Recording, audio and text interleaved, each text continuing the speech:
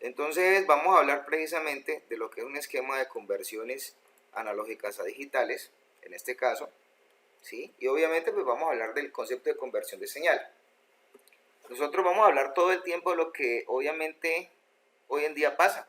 ¿Qué pasa hoy en día? Señales digitales, señales analógicas, en ese caso la interactividad entre ambas y la preexistencia de esa parte que fundamentalmente se requiere desde ese punto de vista para que, si lo revisamos simple, nosotros de este mundo pasemos a este. Muy pocas veces vamos a ir de este mundo a este. Por lo general, para poder que se pase o se haga algo desde el mundo digital al mundo analógico, aquí tendría que haber una cosa que se llama actuador, ¿cierto? Y acá sería un códec, un codificador de codificador, en este caso, ¿cierto? Obviamente, no, por lo general, nosotros vamos a coger señales analógicas y las vamos a volver digitales, pero vuelvo y repito, decodificar la señal para volverla otra vez analógica es el concepto completo, pero realmente hoy en día lo que uno reproduce es el esquema de salida que básicamente presenta un concepto digital, en ese sentido, ¿ya? Pero ya si nosotros queremos maniobrar el mundo actual, nosotros usamos sistemas de control. Entonces, esa es la importancia que radica en estos momentos para explicar por qué en ese sentido tengo que entender yo qué pasa en el mundo analógico y qué pasa en el mundo digital. Ahora, para poder que esto se dé, ustedes tienen que entender que esto pasa por básicamente un proceso que se llama un proceso de conversión analógico a digital.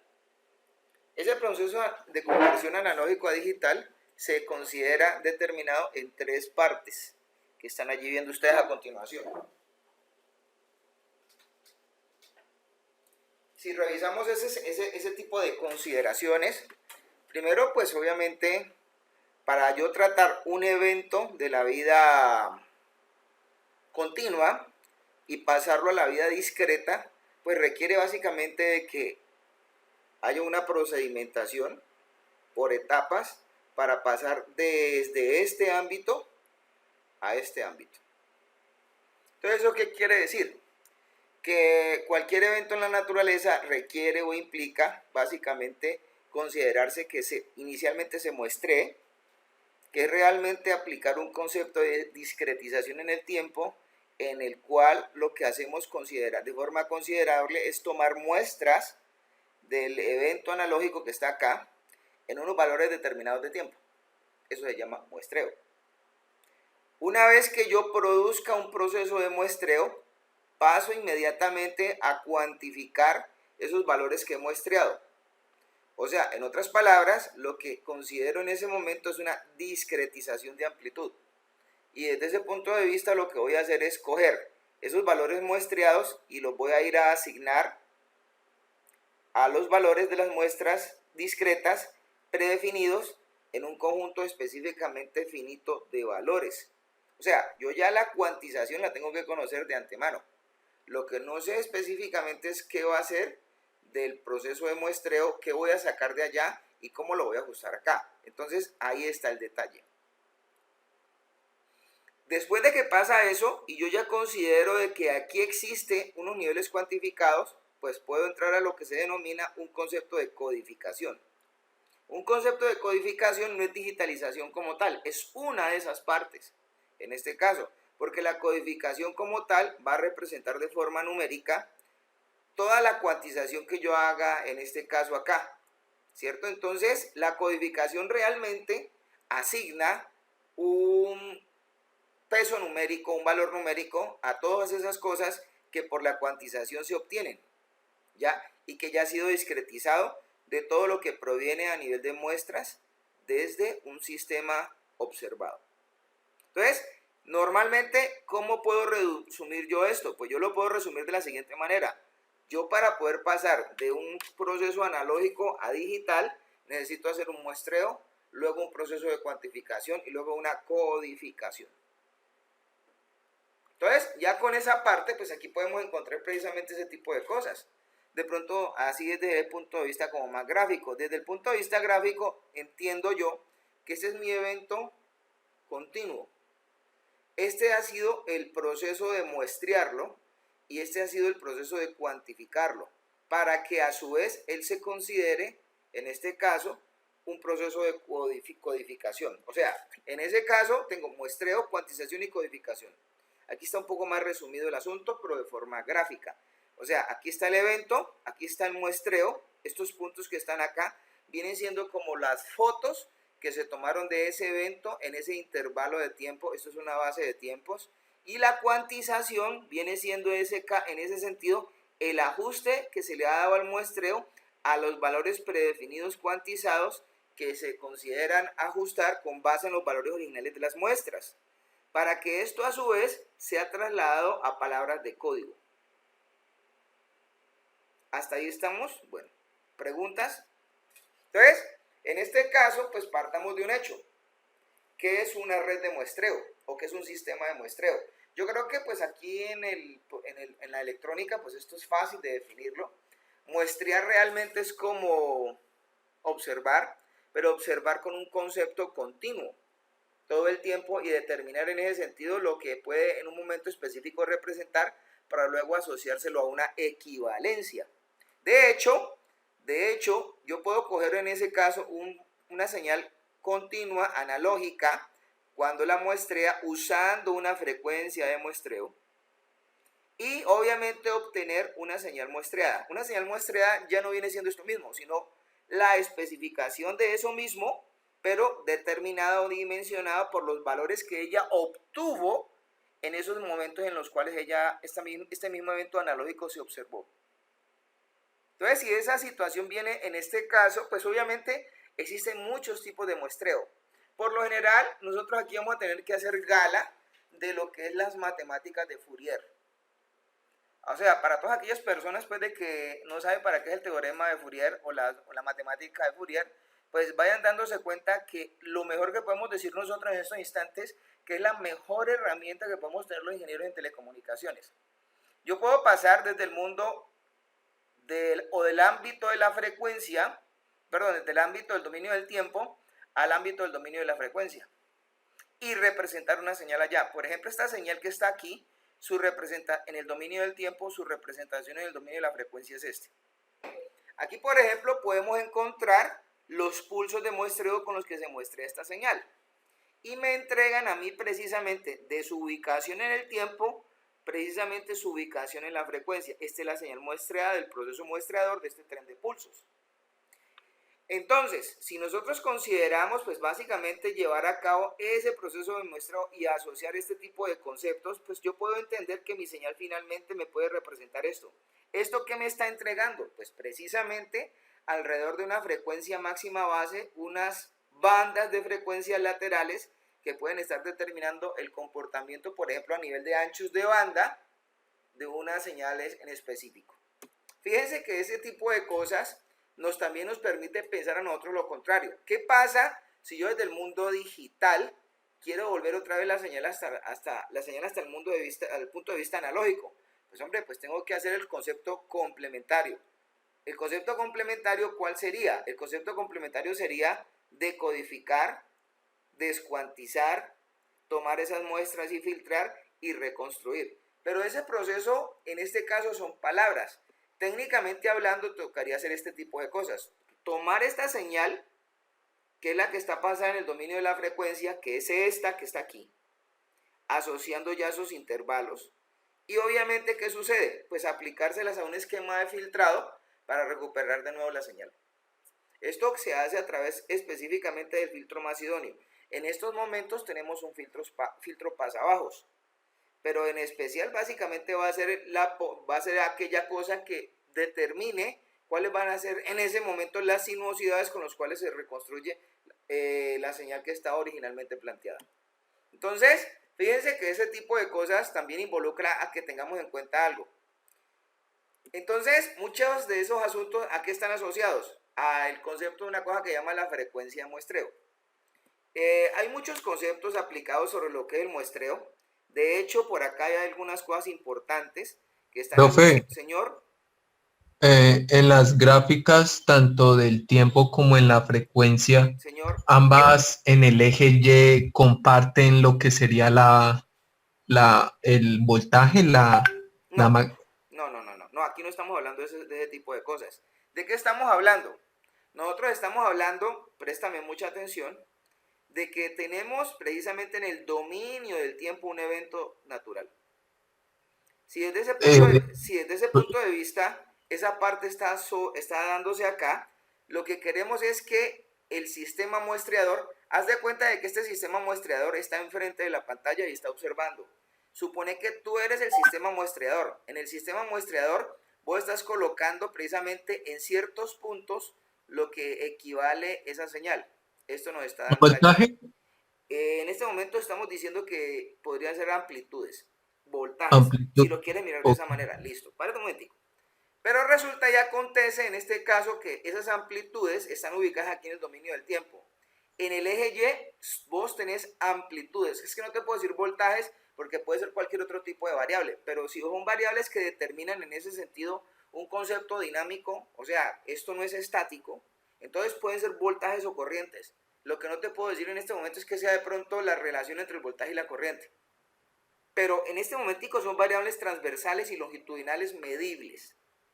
Parámetros activos, para que lo mires de esa manera. Un parámetro activo en este caso vendría siendo el voltaje o la amplitud. Cuando tomas esto, esto está representando tus amplitudes y lo que supuestamente en ese momento costó la señal. ¿Qué haces después para digitalizarla? Asociarla a unos valores especificados con los cuales lo que tienes que hacer es un ajuste. Notas que acá están en color verde los valores cuantizados y en color gris los valores de las muestras. Lo que va a suceder es que la coincidencia entre valores grises y verdes a veces no es exacta. Puede haber una cosa que llama distancia y eso lo vamos a mirar más adelante.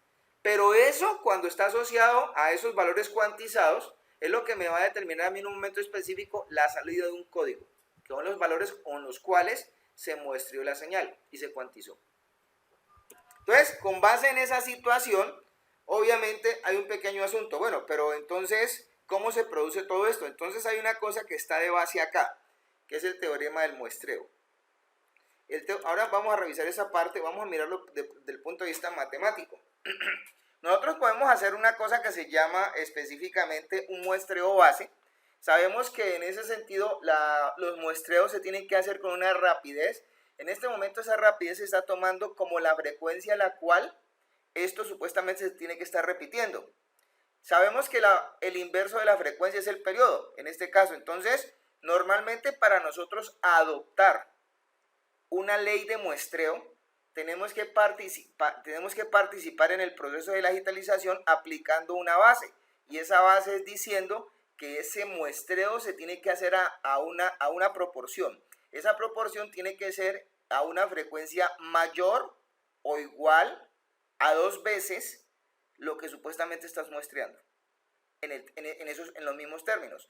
¿Eso qué quiere decir? Pues obviamente yo voy a tener en ese caso que el teorema del muestreo, que se basa en las leyes de Nyquist, en ese sentido, tiene que ser aplicable o aplicado para conceptos de frecuencia. En ese sentido, esta es la frecuencia de muestreo, que tiene que ser mayor o igual a la frecuencia observada. ¿Cuántas veces? 2. Entonces, ¿eso qué va a implicar? Que vos podés tener una cosa que llama un sobremuestreo. El sobremuestreo es cuando esto básicamente determina puntualmente, en este caso, ¿sí?, la posibilidad de advertir que la frecuencia con la cual se muestra es mucho más alta que la frecuencia observada. Supongámosle que le pongamos 1000 veces, 2000 veces, las veces que sean. En el dominio del tiempo, eso implica que se tomen diferentes muestras o fotos de la misma señal de forma prácticamente hasta infinitesimal. O sea, las diferencias entre unos valores y otros van a ser en ese sentido muy cortas. Pero esto es el sobremuestreo. Y el sobremuestreo en el dominio del tiempo es esto. Y en el dominio de la frecuencia es esto. Entonces, ¿esto qué haría? Espaciaría más las bandas observadas de trabajo de frecuencia. Si obviamente hacemos su sobremuestreo, pues del dominio del tiempo al dominio de la frecuencia pasa esto. Pero ¿qué pasa ahorita si en vez de hacer sobremuestreo hacemos una cosa que llama submuestreo? O sea, que la frecuencia de muestreo es menor que la frecuencia observada. Entonces podría pasar esto. O sea, ¿qué hace? Se separan los instantes de evaluación de la señal. Pero al producir esto, en ese sentido, en el dominio de la frecuencia sucede esto. Entonces, ni tanto que queme, bueno, hay un dicho que dice así, ¿no? El caso es que la frecuencia de muestreo tiene que escogerse de forma idónea. ¿Están entendiendo? Bueno, entonces me imagino que sí. Entonces, Sí, señor. si en ya en el ese caso de la- sentido, ¿qué indica este tipo de cosas? Pues obviamente existe una cosa que llama la mínima frecuencia de muestreo. Nosotros convencionalmente tenemos que estar estableciendo que por lo general, para establecer ese tipo de cosas, hasta hay que tener en cuenta entre canal y canal unas cosas que llaman las bandas de guarda. Porque finalmente si aumentamos demasiado, desde ese punto de vista, la frecuencia de muestreo, es probable en este caso, o no la tengamos bien manejada, es probable que podamos llegar a encontrar solapamientos. ¿Dónde podemos encontrar un solapamiento en el dominio de la frecuencia? Nosotros podemos encontrar un solapamiento en el dominio de la frecuencia cuando hay un submuestreo. ¿Sí están entendiendo? No cuando hay un sobremuestreo.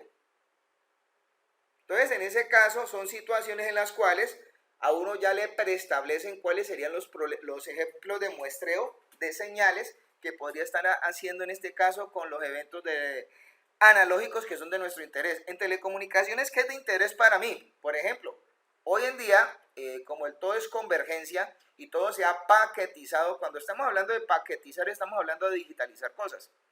Y obviamente, en este caso, la paquetización nos ha llevado, por ejemplo, a coger cosas como la voz y digitalizarla. De hecho, a ver, hoy en día es más dado a que la gente hable por videollamadas a que hable por específicamente llamadas. De hecho, fundamentalmente, todos tenemos ya que tener claro que la voz manejada desde el punto de vista telefónico, en el ámbito telefónico, pues se maneja a través de un rango de frecuencias. Es decir, si yo quiero considerar el espectro aplicado de voz en un canal de comunicaciones, para mí un canal de voz está entre la frecuencia de 300 Hz y 3400. ¿Eso qué quiere decir? Que el ancho de banda manejado para supuestamente aplicar allí un canal de voz es más o menos 3.1 kHz. Entonces, la frecuencia de muestreo idónea posiblemente sería el doble. O sea, no se asume en este caso que sería 6.4 o 6.87, sino que se toma más o menos 8. ¿Por qué? Porque el canal de comunicaciones no es exactamente entre 300 y 3400, se toma entre de 4000 Hz o 4K. Para considerar, vuelvo y repito, las separaciones entre canal y canal. Si estamos hablando ya de otros esquemas de voz, pues obviamente si se sube el ancho de banda, se tiene que subir inherentemente la frecuencia de muestreo. Y tiene que subirse de forma idónea para que lo vayan entendiendo ustedes, así como se está mostrando acá. De hecho, pues obviamente existen conceptos de muestreo con diferentes tipos de señales. Y ustedes pueden apreciar aquí, en estas gráficas, estamos mostrando la señal originalmente. Esta señal originalmente se convierte en esta que está acá de la derecha a través de la transformada de Fourier.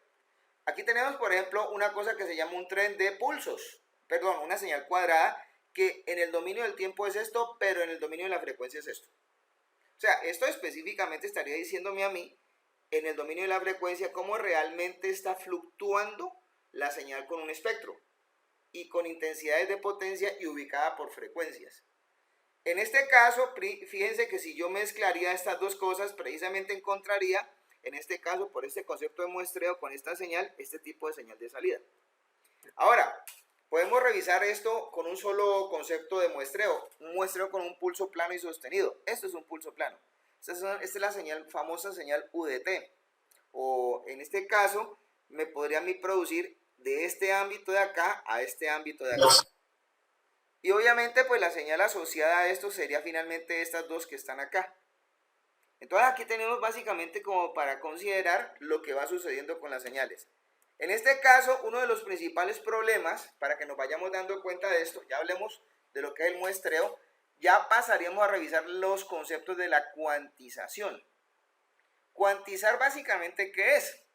Cuantizar es asociar a un valor muestreado un cierto valor especificado. Entonces, por ejemplo, aquí ya tenemos la señal muestreada en ciertos puntos. Esta señal muestra en estos ciertos puntos, pues me denota estos valores. Es lo que vale la señal en ese sentido. ¿Por qué? Porque fue lo que específicamente se encontró, que se podía asociar por cuenta del concepto de cuantización, porque el concepto de cuantización no es infinito, tiene n valores posibles. Entonces, ¿cómo se trabaja esto?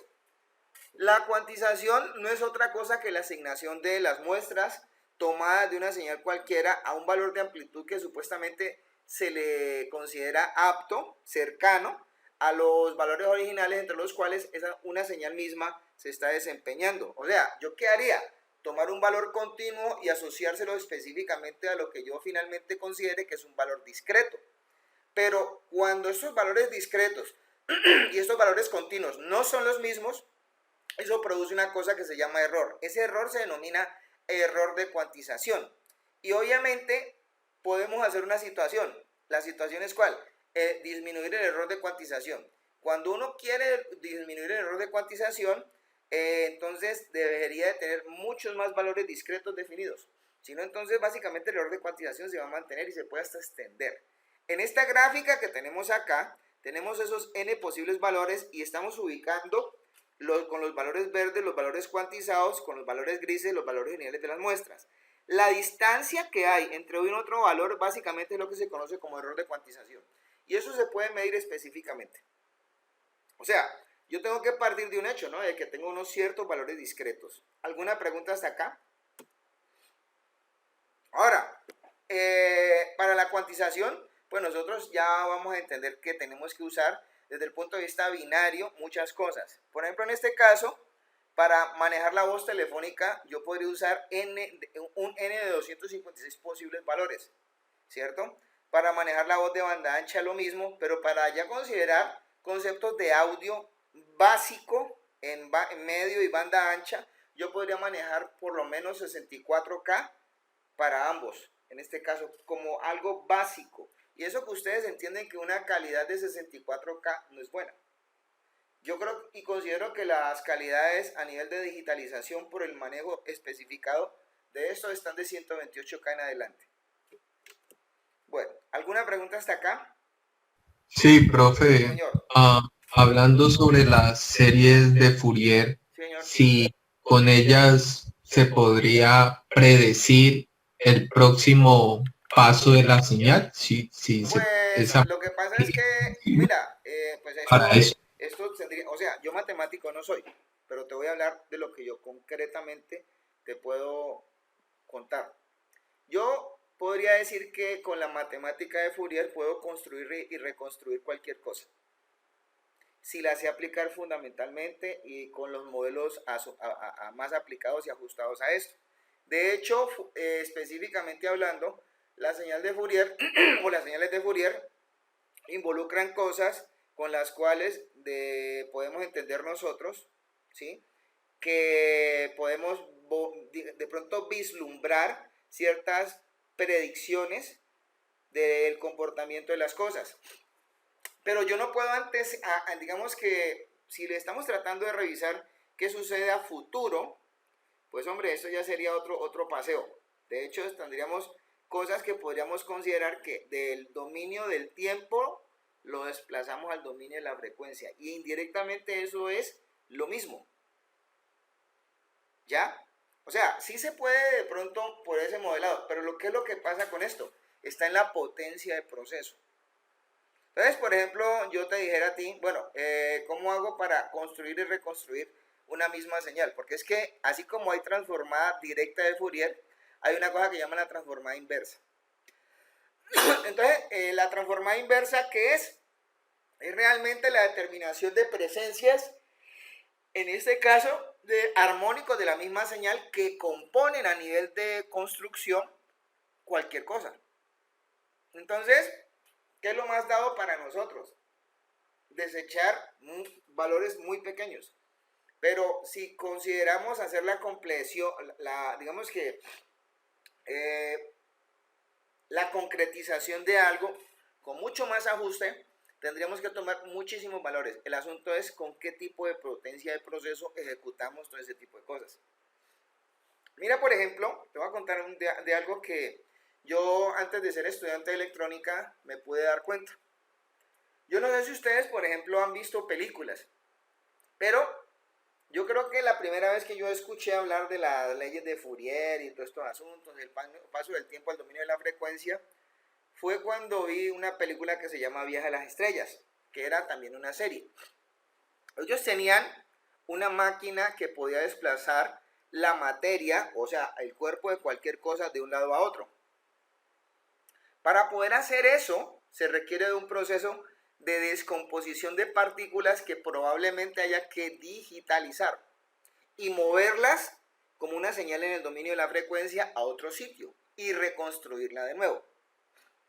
Para que se vayan dando cuenta ustedes. O sea, esos procesos, digamos que el día que podamos vencer ese manejo de la materia y esa composición y descomposición de un extremo al otro y reconstruirla completamente como de la manera más fiel, va a ser, digamos, que de los hitos más grandes que se puedan dar, porque nosotros podríamos desplazar no solamente las cosas de un lugar a otro, sino también en el tiempo. No sé si eso de pronto te puede dar un poco más de luz. Sí, Porque es gracias, que la profe. matemática, el modelo matemático aguanta eso. Es que las matemáticas no son para resolver problemas a ver cuánto me dan. Es para mirar a ver dónde ajusto las cosas y qué puedo modelar. Realmente es eso. ¿Ya? O sea, si miramos esa situación, nosotros hasta podríamos determinar en telecomunicaciones cómo se pueden llegar a considerar el transporte de señales a futuro y de todo ese tipo de cosas. Porque es que esos modelos son aplicables allí. Obviamente eso va a mezclar grandes tipos de manejos matemáticos, la variable compleja, entre otras cosas. Porque es que el mundo, fuera de que yo le puedo decir que existe la matemática compleja, es que el mundo es complejo. Desde ese punto de vista. La verdad es que necesitaríamos introducirnos mucho más en ese mundo, en el mundo del modelamiento. Y cómo hacer, desde el punto de vista de la ingeniería, la materialización de eso. Ay, no sé, hombre, hay muchas cosas. Con esto se puede hacer hasta una tertulia, les cuento. Bueno, sigamos. Vamos a hablar de lo que son códigos. Eso ahorita vamos a revisar un poquito estas cosas también. En este caso, la codificación involucra que consideremos el paso de los valores cuantizados ya a unas estructuras predefinidas que hacen que esa señal que ha sido muestreada y cuantificada pues se pase a codificada. Entonces, ¿qué quiere decir esto? Voy a traer los n posibles valores y los voy a convertir específicamente en información digital binaria, que es representada ya con una cosa que llaman bits. Y eso es todo. Entonces, ¿cómo se lleva a cabo esa codificación? La codificación normalmente es un valor numérico o es una numeración, en este caso de valores, ¿sí? En donde a los valores muestreados y cuantizados, le vamos a asociar unos valores discretos que ya han sido predefinidos. La representación de esos valores, ¿cómo se obtiene? Pues va a depender de la longitud de cosas con la cual se esté trabajando, porque un código digital corresponde a un número específico de bits que tiene que cumplir esa relación que es matemática que está allí. Para yo obtener esos n valores, tengo que considerar 2 a la m muestras en este caso. Entonces, posiblemente, supongamos, si yo tengo 256 valores digitales, entonces, ¿cuántos posibles valores negativos y positivos puedo sacar? ¿Y entre qué valor y qué valor? Entonces, rapidito yo puedo decir, considerando que hay un 0, en este caso, con 256 valores yo puedo sacar números que están entre más 128 y menos 128. ¿Han entendido o no la han cogido? No, ¿No? Bueno, entonces voy a explicar. Cuando yo tengo 2 a la 8, son 256, ¿cierto? Son 256 valores. Pero si yo tengo que especificar los valores negativos y positivos, entonces vamos a hacer aquí una pequeña gráfica. Pongan atención. Yo tengo acá este eje que está partido desde acá hasta acá en 256 valores. Se supone que aquí yo tengo el 0. y acá yo tengo todo lo negativo y acá tengo todo lo positivo. Si yo tengo 8 bits, ¿listo? Entonces, y tengo que determinar tanto lo positivo como lo negativo, cuántos bits de palabra me muestran realmente. Entonces yo puedo escribir 2 a la 7 como el más grande y como el más pequeño. Pero en este caso ese 2 a la 7, ¿cómo se escribe? Entonces, así sería 2 a la 7 positivo, 0 y 1, 2, 3, 4, 5, 6, 7. Ahí tengo 128. Y yo también puedo escribir 2 a la 7 negativo, entonces sería así, 1, 2, 3, 4, 5, 6, 7. ¿Me entendieron?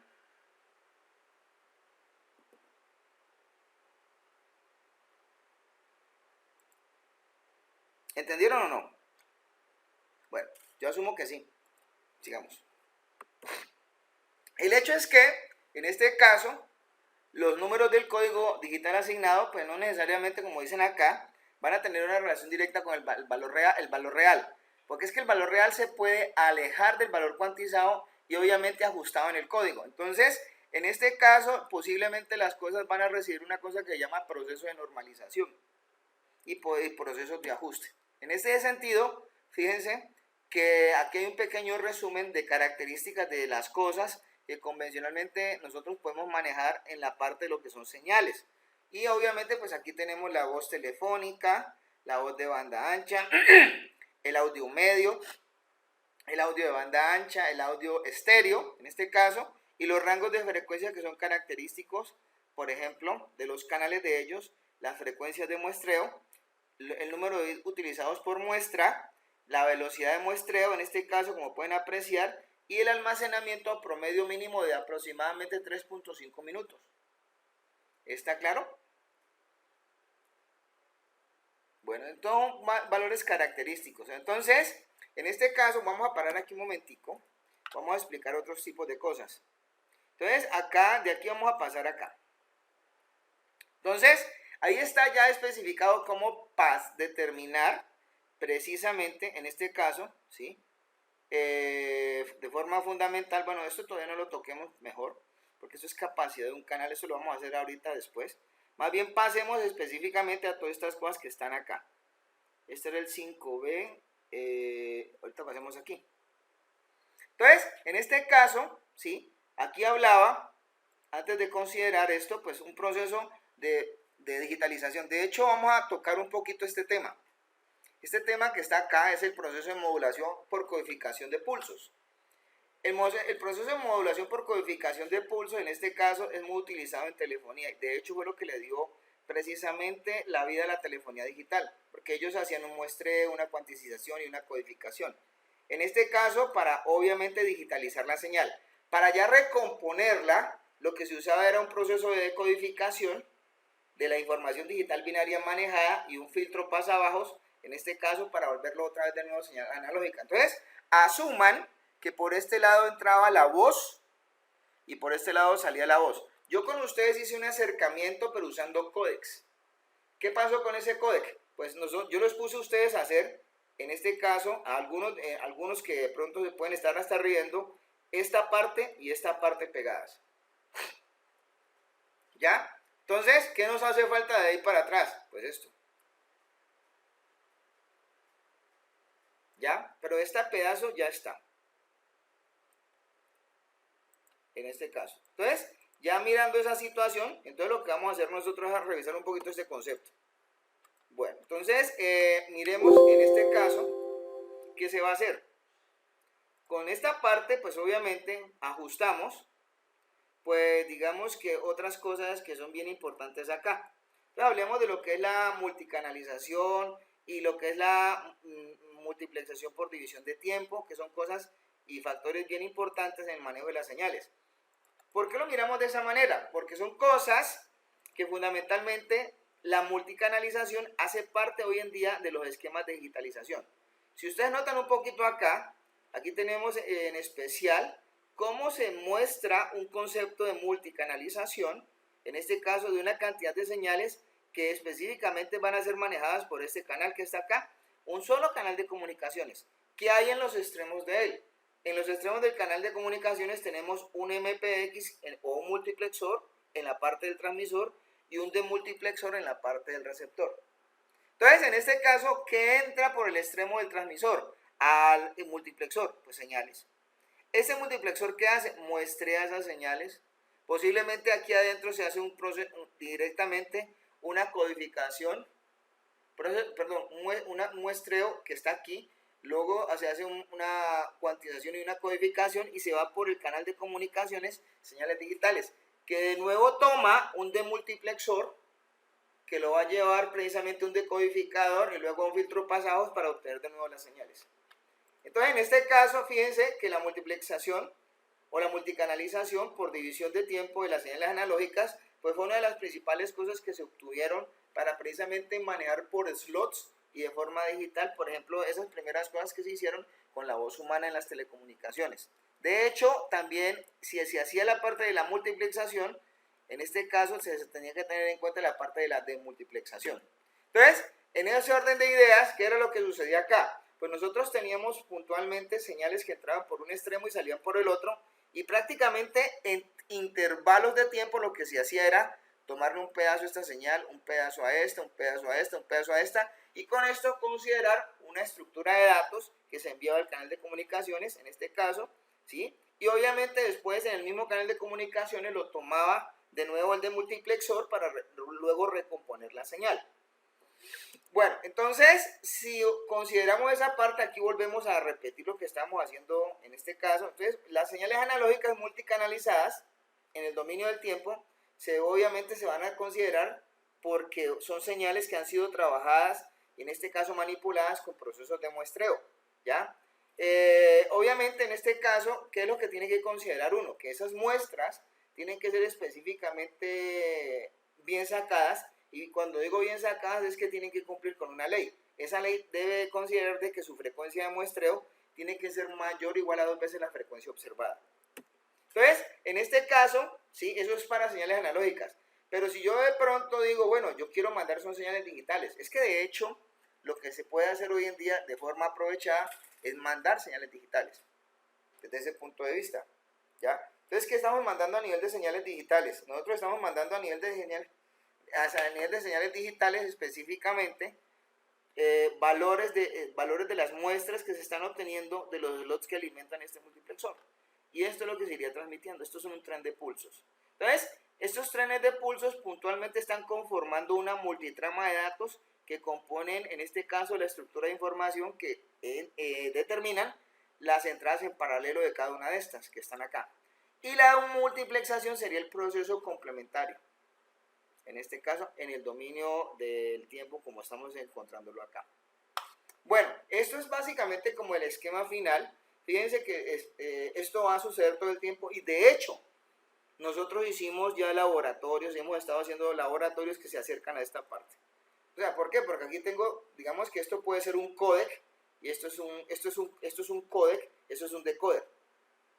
Realmente aquí tengo una cantidad específica de líneas que los están gobernando una lógica de acuerdo a las entradas, y desde ese punto de vista va a existir un deco que en este caso toma esas entradas de acá, que son pocas, y las expande de nuevo en salidas de esta clase, en este caso. ¿Preguntas hasta acá?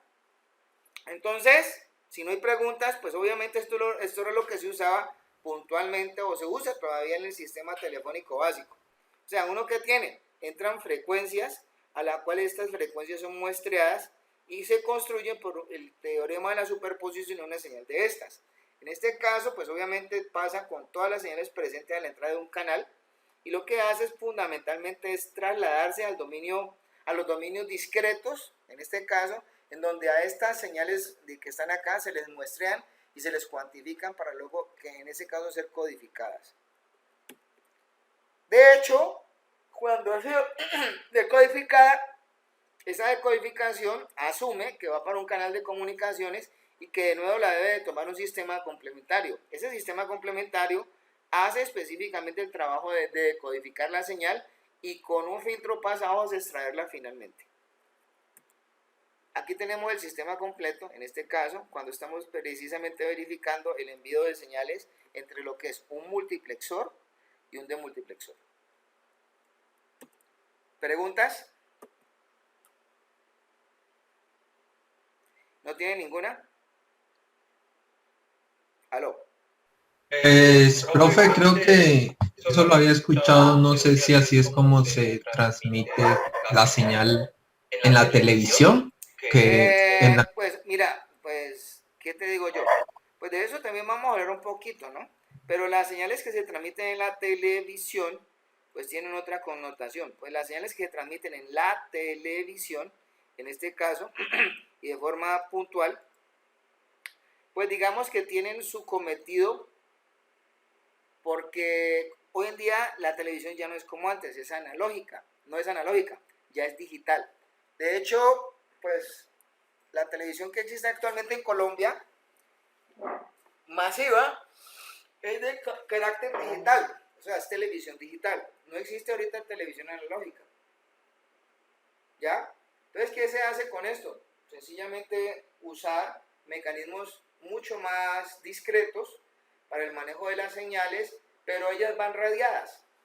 Ahora, ¿cómo se logra esto? Pues si consideramos el tiempo y nos queda, podemos hablar de un concepto que se llama OFDM, que ese es un proceso de codificación y de modulación en este caso, que se aplica hoy en día no solamente para la tecnología de la televisión digital, sino para otros tipos de tecnologías. ¿Está claro hasta ahí? Denme un segundito, un segundito. Volvemos. Entonces hablemos de estos tipos de modulaciones. Estas son modulaciones que básicamente pues se aplican de forma fundamental en sistemas de comunicaciones digitales. Entonces vamos a hablar de modulaciones digitales PCM y Delta. Después miraremos otros tipos de modulaciones.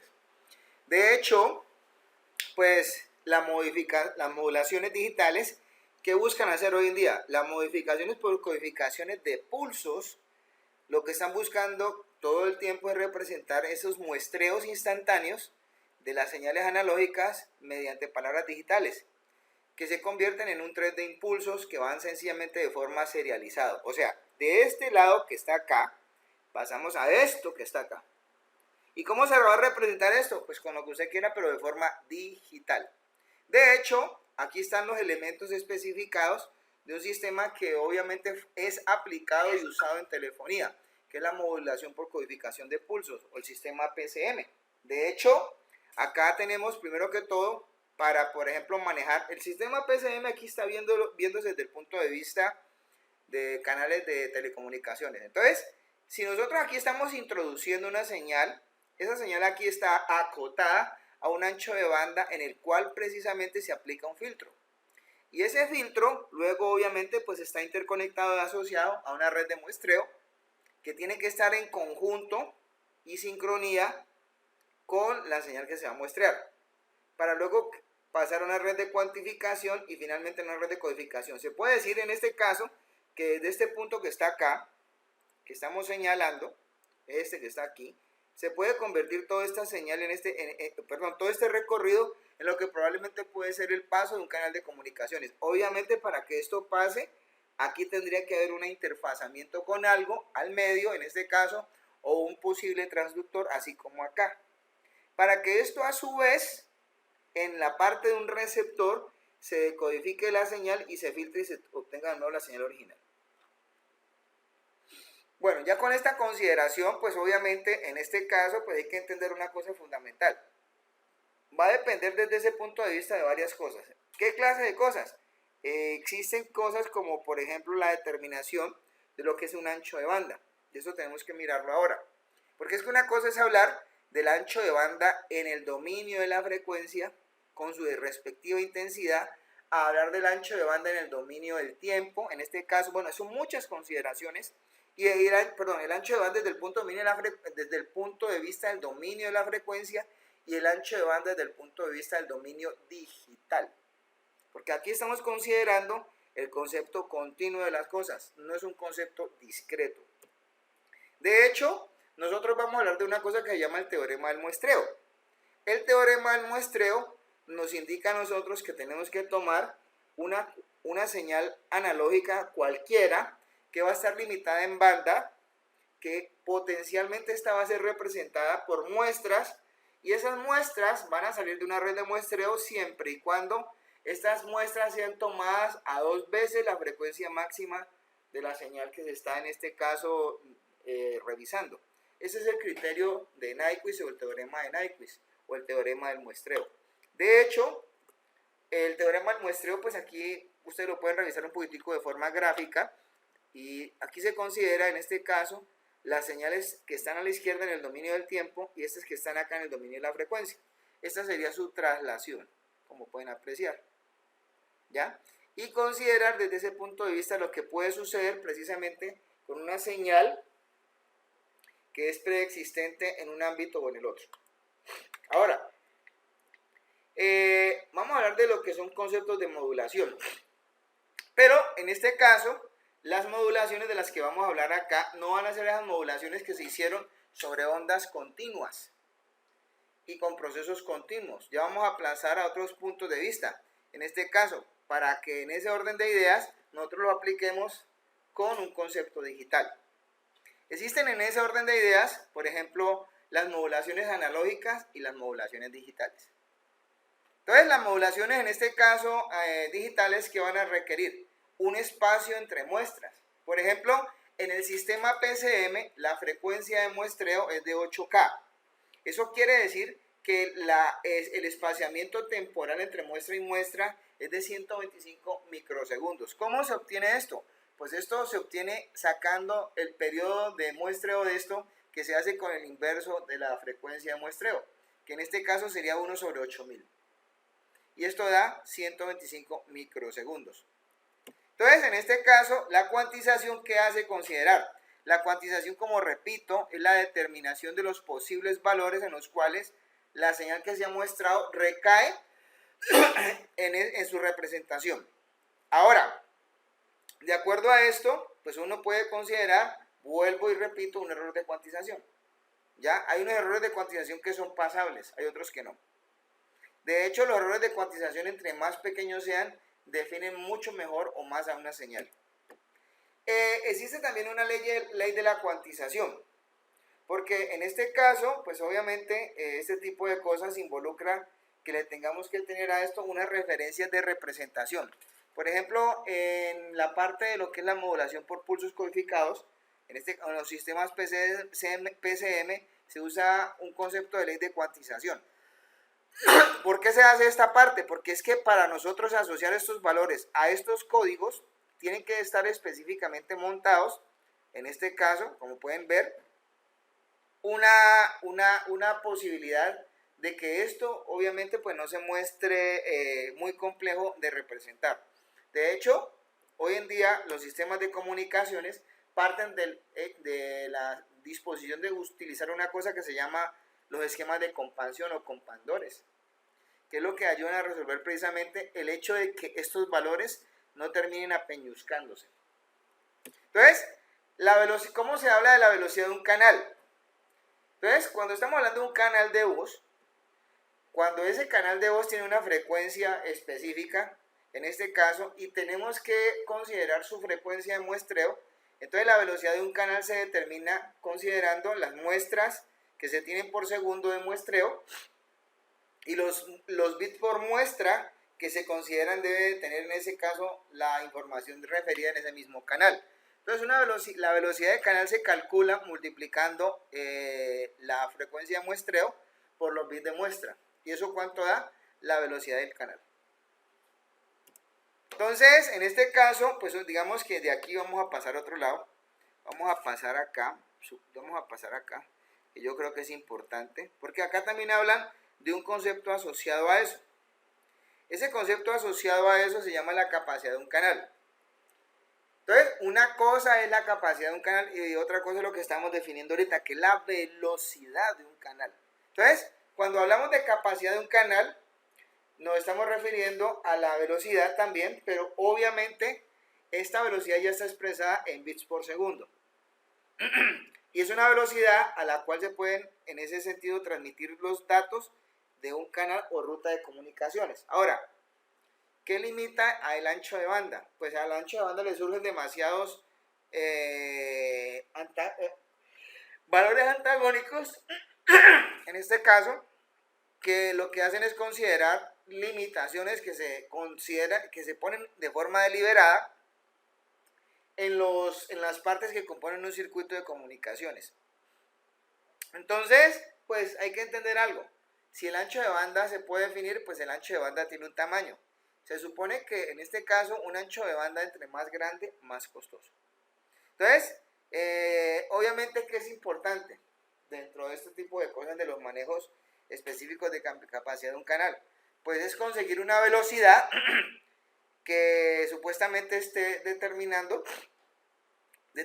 por la especificación de un ancho de banda de un canal. O sea, en este caso también hay que entender que en un canal existen conceptos que están asociados a las tasas de errores. Y eso hace parte de los mecanismos de comunicaciones para definir en ese caso, ¿sí?, el transporte de señales digitales. Entonces, ¿cuál es el problema de todo sistema de telecomunicaciones? El principal problema de todo sistema de telecomunicaciones es el ruido.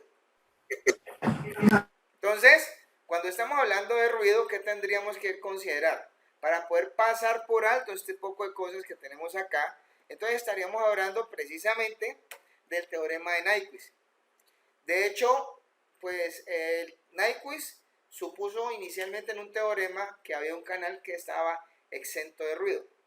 Entonces, esas limitaciones que había por lo que era la velocidad de transmisión permitida y otras cosas adicionales, en este caso, ¿sí?, fueron consideraciones que se determinaban por la inherencia de ser algo digital y estar participando de un ancho de banda. De hecho, el ancho de banda de Nyquist, ¿cierto?, se va a determinar y se va a establecer, en este caso, de acuerdo a una ecuación matemática. Esa ecuación matemática habla de que la velocidad máxima de transmisión definida en bits por segundo para un canal sin ruido es de 2 veces el ancho de banda determinado en Hz por el logaritmo natural de logaritmo en base 2, perdón, de m, donde m son los niveles de señal. Entonces, si nosotros asumimos que el logaritmo, que si es m igual a 2, entonces si m es igual a 2, entonces el logaritmo en base 2 de 2 es 1. Entonces, en este caso, la capacidad de un canal es igual, por lo general, a 2 veces su ancho de banda. ¿Alguna pregunta? ¿Ninguna? Bueno. No, profe. Sigamos. No. Aquí tenemos un pequeño ejemplo. Supongamos que hay un canal, como dice allí, de voz, que tiene un ancho de banda de 3100 o de 3.1K. Y obviamente este 3.1K, este canal de 3.1K está asociado a un módem para transmitir datos digitales de 2 niveles. Y están diciéndonos que la capacidad del canal es 2 veces el ancho de banda, que en este caso es 6200 bits por segundo. Entonces, digamos que están diciéndonos que si vamos a usar señales de más de 2 niveles, entonces cada elemento de señalización puede representar, en este caso, más de 2 bits, como dice allí. Entonces, si se usara, por ejemplo, una señal de 4 niveles de tensión, entonces los elementos de dicha señal se podrían representar con 2 bits, o sea, una representación tipo D-bit.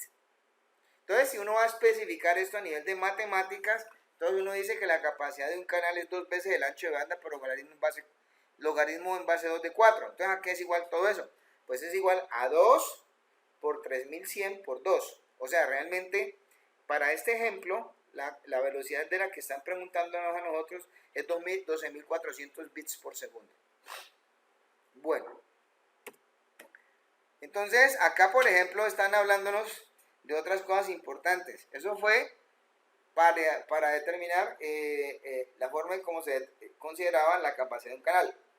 Ahora, los señores Claude Shannon y Hartley, ¿cierto?, que son unos eminentes científicos norteamericanos, pues consideraron que si había un nivel de ruido, entonces cuanto mayor es la velocidad de transmisión, pues mayor es la tasa de errores. Entonces, no por el hecho de que yo tenga mayor o menor posibilidad de transmitir datos, en este caso, las tasas de errores, en ese sentido, también se incrementan.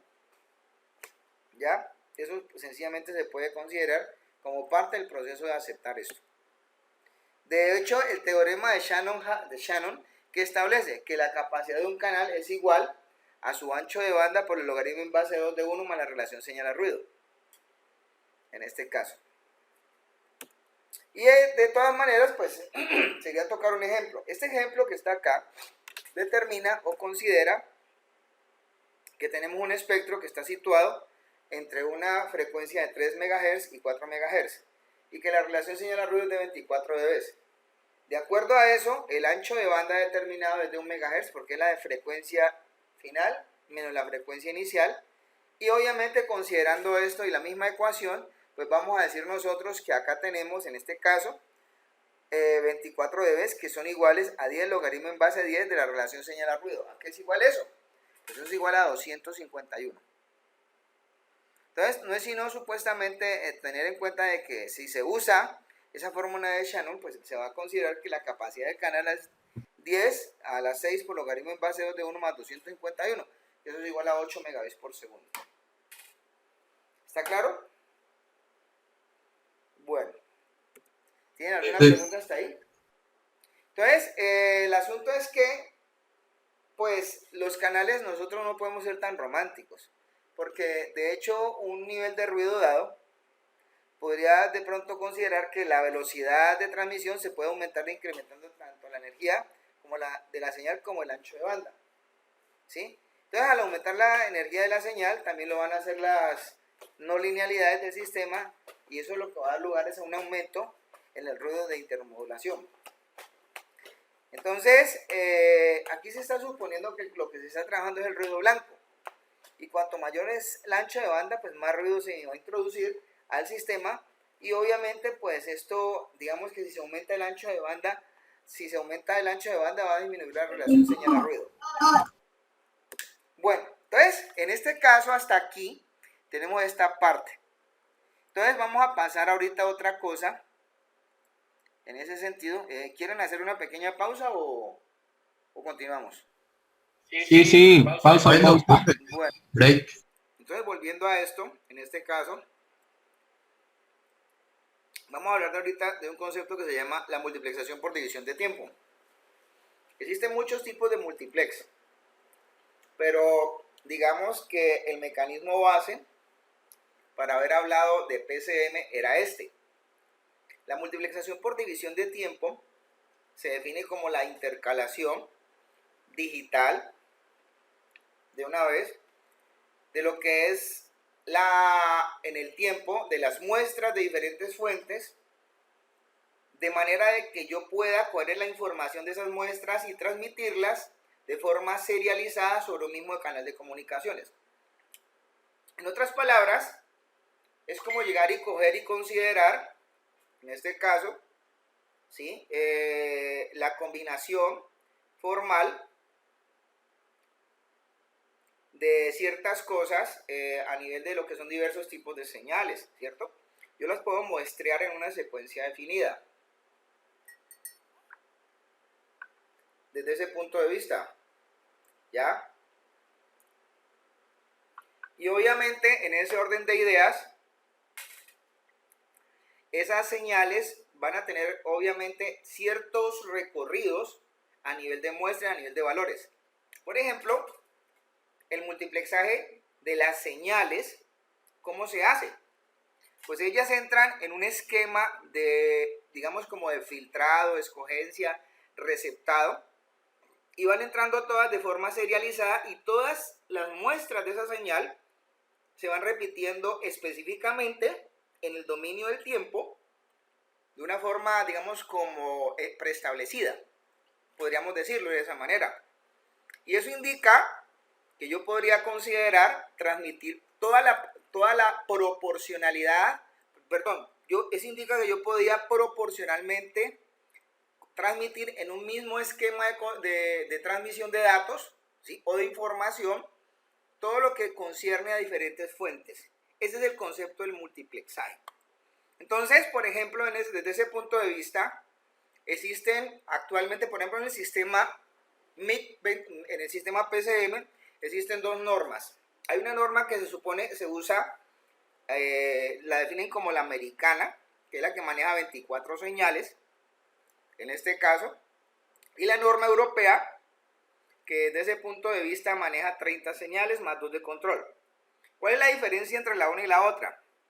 La diferencia formal es que la norma americana es de 1548 bits por segundo. o sea, 1.548 kilobits por segundo, perdón, 1548 kilobits por segundo, o sea, 1.548 megabits por segundo, y la norma europea tiene 2048 kilobits por segundo, o sea, 2 megabits por segundo. ¿Cómo se determina específicamente eso? ¿Cuántas señales?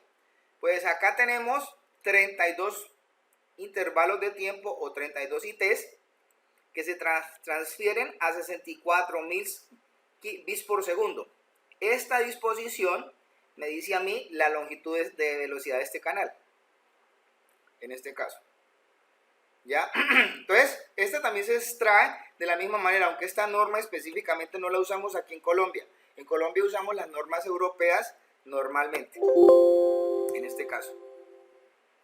¿Ya? Entonces, ¿de qué está hablando esta estructura de datos? Esta estructura de datos precisamente está hablando de enviar información multiplexada, por ejemplo, con 32 canales. Se usa el canal 0 con 8 bits de datos para sincronía y control. Se usa el 16 para señalización y el resto básicamente que son información. Entonces yo tengo desde el 1 al 15 para mandar información y del 17 al 31 en un sistema MIG32 o PCM32. Entonces, ¿qué se hace con esto? Pues obviamente construir tramas mucho más grandes, porque si hay una trama que supuestamente se forma con 2 megabits, pues uno tiene una jerarquización en este tipo de cosas en los manejos de las telecomunicaciones. Lo que pasa es que pues eso se nos va a ir un poco más allá. Aquí pueden mandarse cuantas tramas quieran. Una multitrama tiene varios canales de datos. Bueno, entonces, en este caso, pasemos a otro tema, fundamentalmente. No sé si de pronto hablar de eso porque es que esto habla ya de otras cosas y no nos estamos alejando del propósito de lo que tenemos acá. Entonces vamos a hablar ahorita de lo que son esas modulaciones digitales. Vamos a hablar en especial del PCM, en este caso acá. Cuando estamos hablando del PCM, primero pues nosotros hacemos referencia a Claude Shannon.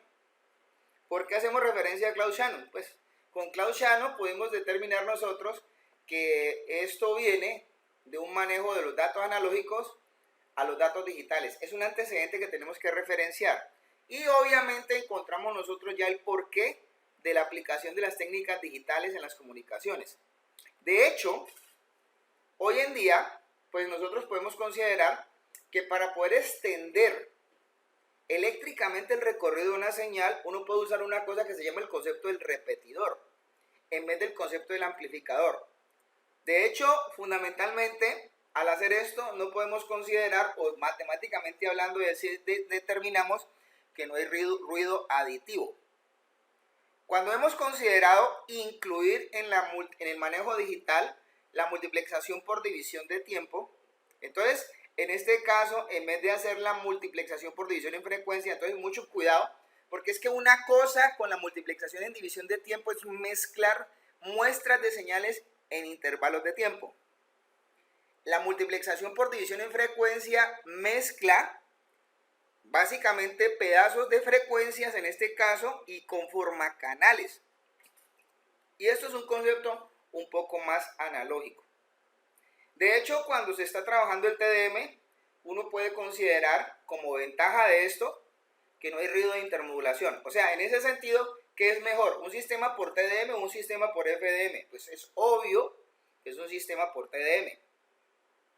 Entonces, en este caso, digamos que eso fue lo que desplazó fundamentalmente lo que eran los sistemas de multiplexación manejados por frecuencia. Entonces, ya en este sentido, si vamos a hacer manejos de conversiones de señales analógicas a digitales y convertirnos ya en ese sentido como el mundo de facto que existe ahora, entonces tenemos que hacer mucho más eficiente el hecho de tener en cuenta lo que son las técnicas de conmutación, primero que todo.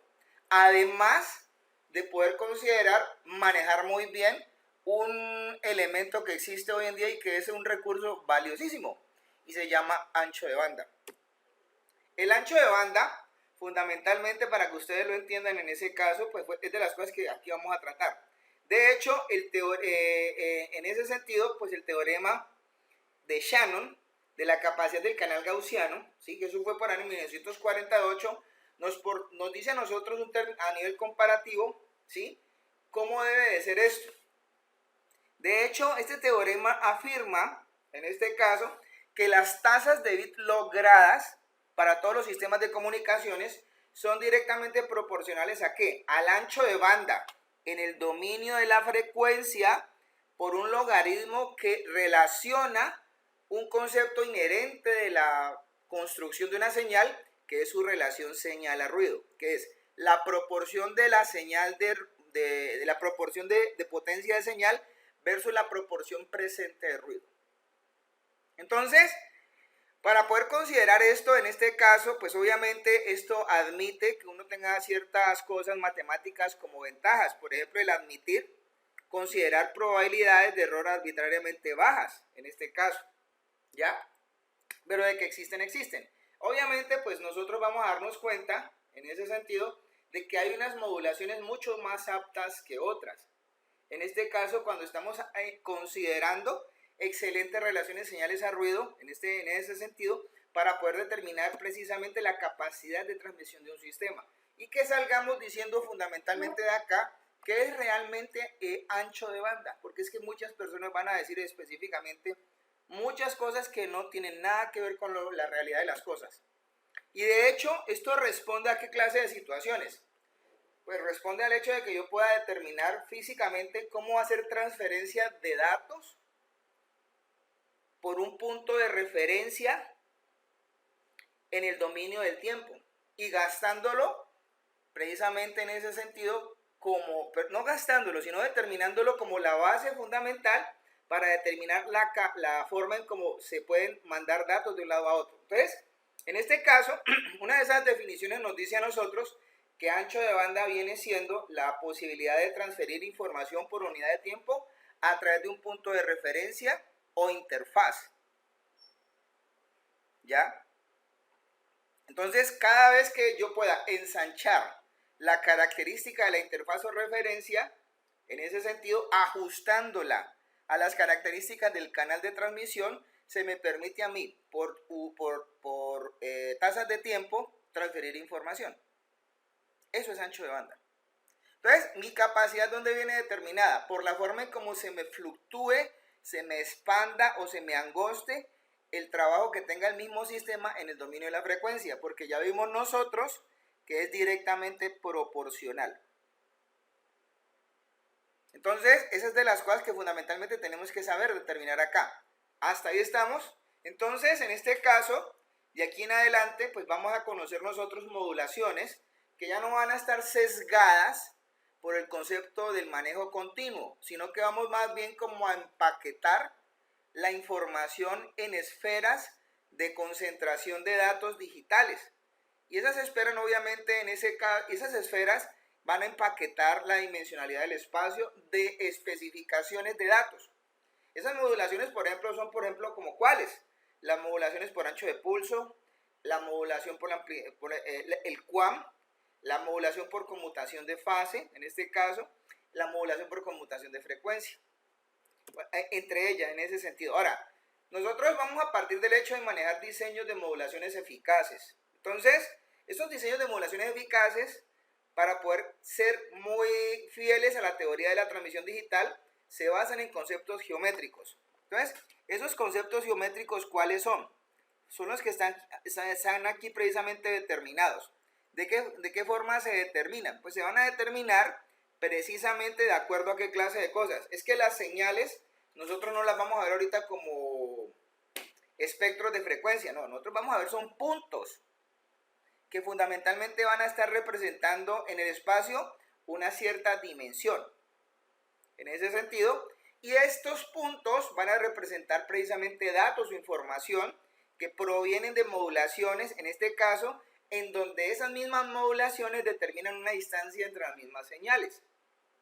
Entonces, como ventaja conceptual que ahí está referenciado, en ese sentido, pues yo considerando de que tengo puntos geométricamente espaciados por las modulaciones determinadas, pues yo puedo determinar mucho más fácil la forma de manejar estas señales.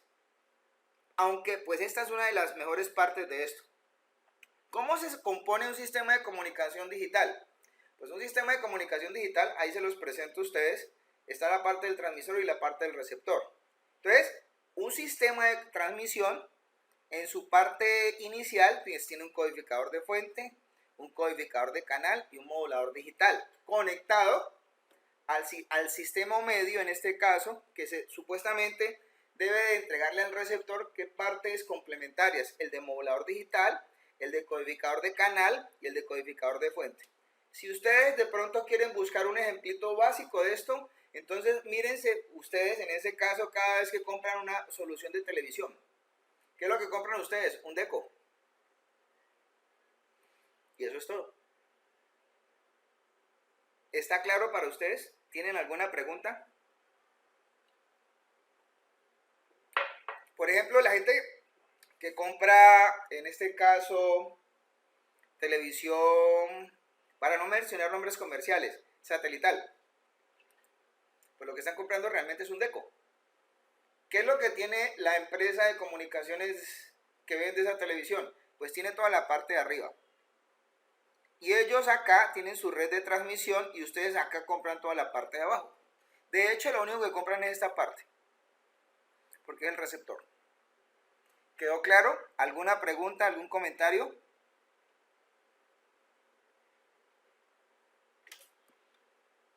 ¿Ninguno? ¿O hago preguntas yo? No, profe, estamos bien. ¿Estamos bien? Bueno, entonces, digamos que aquí va a ser muy importante considerar que nosotros hablemos de datos analógicos y señales digitales, y la diferencia de esto ya es fundamental. O sea, ya aquí en adelante, ustedes tienen que entender que tienen que saber muy bien qué es el mundo analógico y qué es el mundo digital. Y obviamente no mezclar lo uno con lo otro en este caso. Y transmitir precisamente los datos, específicamente hablando, desde ese punto de vista, en ese orden de ideas, ¿sí? Con las debidas, con las debidas modulaciones digitales, ¿sí? Para que yo pueda coger una conversión analógica y con esas modulaciones digitales, en ese caso, expresar esos hechos que vienen del mundo natural. Entonces, acá vuelve y se muestra precisamente ese concepto base desde ese punto de vista en el cual pues consideramos nosotros en ese sentido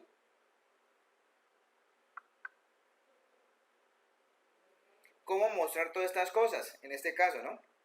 La primera cosa es que, pues, nosotros queremos convertir qué clase de situaciones, ¿sí? Ahí queremos convertir una señal analógica en digital. ¿Qué hacemos con ella? Precisamente, pues, la pasamos a un digitalizador, luego la pasamos a un modulador, y ese modulador la vuelve precisamente un tipo de señal cualquiera de estos. Entonces, aquí, por ejemplo, estamos hablando en este preciso instante de señales como cuáles. Ahí estamos hablando de una conmutación por cambios de amplitud. Ahí eso es digital ya. Entonces, partimos obviamente del hecho, de nuevo, que es el teorema del muestreo para ustedes en estos instantes. Pues el teorema del muestreo en estos instantes, ¿de qué habla? El teorema del muestreo habla fundamentalmente, en este caso, ¿sí?, de considerar que una señal es muestreada a intervalos regulares a una tasa más alta que sea 2 veces la señal de la frecuencia analizada. Y esas muestras tienen que contener, vuelvo y les repito, toda la información de la señal original. Entonces, por ejemplo, si ustedes quieren hacer una comparativa de esto, es tomar la voz y mostrarla, en ese caso, por la frecuencia característica referente, que son 8K. En este caso, ¿ya? Entonces, digamos que si nos metemos a hablar del sistema PSM o cualquier sistema de estos, digamos que nosotros queremos particularmente considerar con una longitud de palabra de 4 bits, ¿sí?, las posibilidades de los niveles que tiene que tener este sistema. Si yo tengo, por ejemplo, 4 bits, esto me produce 16 niveles. Pero si en el concepto de la cuantización yo requiero muchos más niveles, entonces, ¿qué significa o qué involucra esto? Pues que la longitud de palabra tiene que ser mayor. Ya en este caso. Entonces, digamos que si consideramos 8 bits por muestra, estos me van a proporcionar 256 niveles.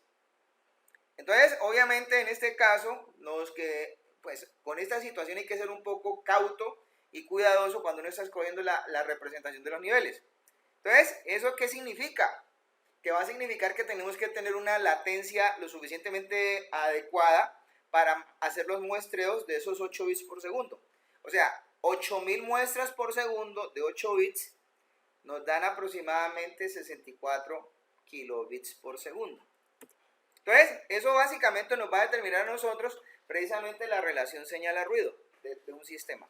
Como pueden apreciar, si por ejemplo yo tengo n igual a 256, la relación señal a ruido de ese sistema es esa. Entonces, ¿qué tengo que hacer? Reemplazar el n por 256. ¿Quedó claro? ¿Alguna pregunta?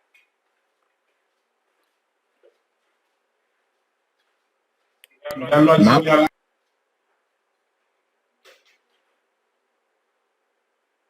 Bueno.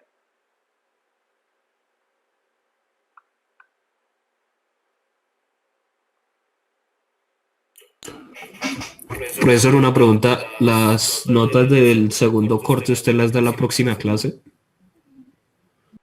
Pues no había pensado en eso todavía. Yo no sé. Bueno, ahí hablamos, sí. Espérate que es que estoy acabando. Ahorita hablamos de eso, tranquilo.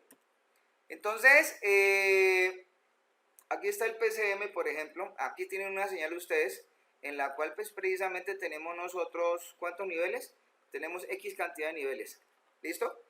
Entonces, fíjense que acá, en este punto, en este caso, ¿sí? Aquí tenemos la determinación de la señal y estos puntos que están aquí son los puntos de muestreo. Por ejemplo, aquí esta señal costó 1.1, aquí costó pues lo que costó 9.2, en este caso, perdón, 9, acá posiblemente costó 15, bueno, lo que representa esto. Entonces, en este caso, esto es lo que se reconsidera como los slots de tiempo, ¿ya?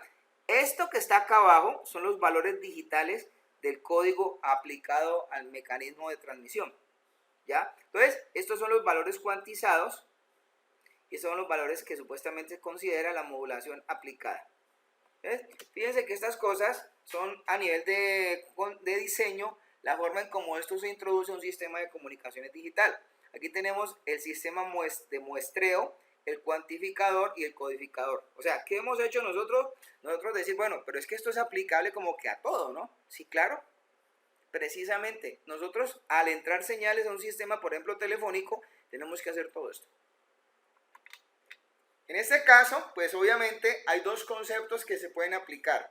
La codificación se puede aplicada desde ese punto de vista de forma no lineal y lineal, en ese caso. Entonces, posiblemente esta sea de las cosas que fundamentalmente toque recorrer, porque obviamente la consideración como tal, en este caso, ¿sí? Involucra el hecho de que las señales se tengan que comprimir de cierta manera, ¿sí? Para poderlas manejar y poder nosotros abstraerlas.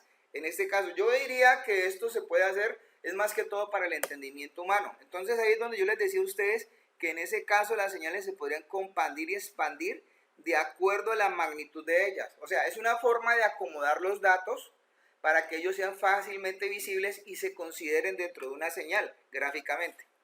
¿Está claro? Ahora, eso fue para el sistema PCM. Vienen otros sistemas como por ejemplo este que está acá, aunque pues nosotros no es que en ese sentido sea nuestro interés, pero vamos a mencionarlo.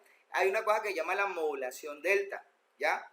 Entonces, ¿por qué se considera esto? Porque es que es una entrada analógica que es aproximada por una función tipo escalón, en este caso. Tiene un comportamiento específicamente binario en el cual, pues fundamentalmente, nos muestra a nosotros, desde ese punto de vista, ¿ya? Que pues obviamente esa función delta, todos creo que la conocen, puede moverse de arriba hacia abajo un nivel en cada intervalo de muestreo, como se menciona acá. El comportamiento es binario, ¿no? ¿Ya?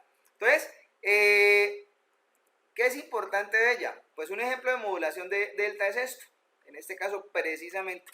Entonces, lo que tenemos nosotros de composición de la señal lo vemos digitalizado abajo. El tren de pulsos que se considera, visto acá abajo, es un tren de pulsos, en este caso, polar. Unipolar.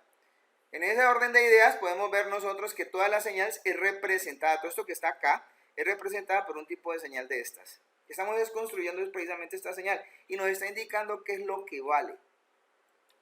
¿Ya? Entonces, ¿cómo se implementa una cosa de estas? Pues obviamente el concepto de la implementación de una modulación delta involucra comparadores, sistemas de mezcla, obviamente y redes de realimentación, como se puede ver en la parte de transmisión y así como también se puede ver en la parte de recepción. De hecho, en este caso, tanto el transmisor como el receptor obligatoriamente están están obligados a usar precisamente mezcladores de señal. De hecho, digamos que ¿dónde se supone que se puede aplicar una modulación de estas? En este caso, pues como primera medida lo podemos usar en PCM, ¿cierto? Que fue el que acabamos de mencionar, donde el ancho de banda vale 4 kHz, pero la velocidad de canal por ser de 7 bits ya no es de 64K, sino de 56K. Ya, en este caso, como primera cosa. Entonces, ¿qué otra cosa se puede aplicar con esto? Pues la compresión de datos. Y una ventaja que se tiene de la modulación delta sobre la modulación tipo PCM es la simplicidad de implementación. Aunque hoy en día prácticamente todo funciona más con PCM. Aquí hay una comparativa precisamente en ese sentido, ¿sí?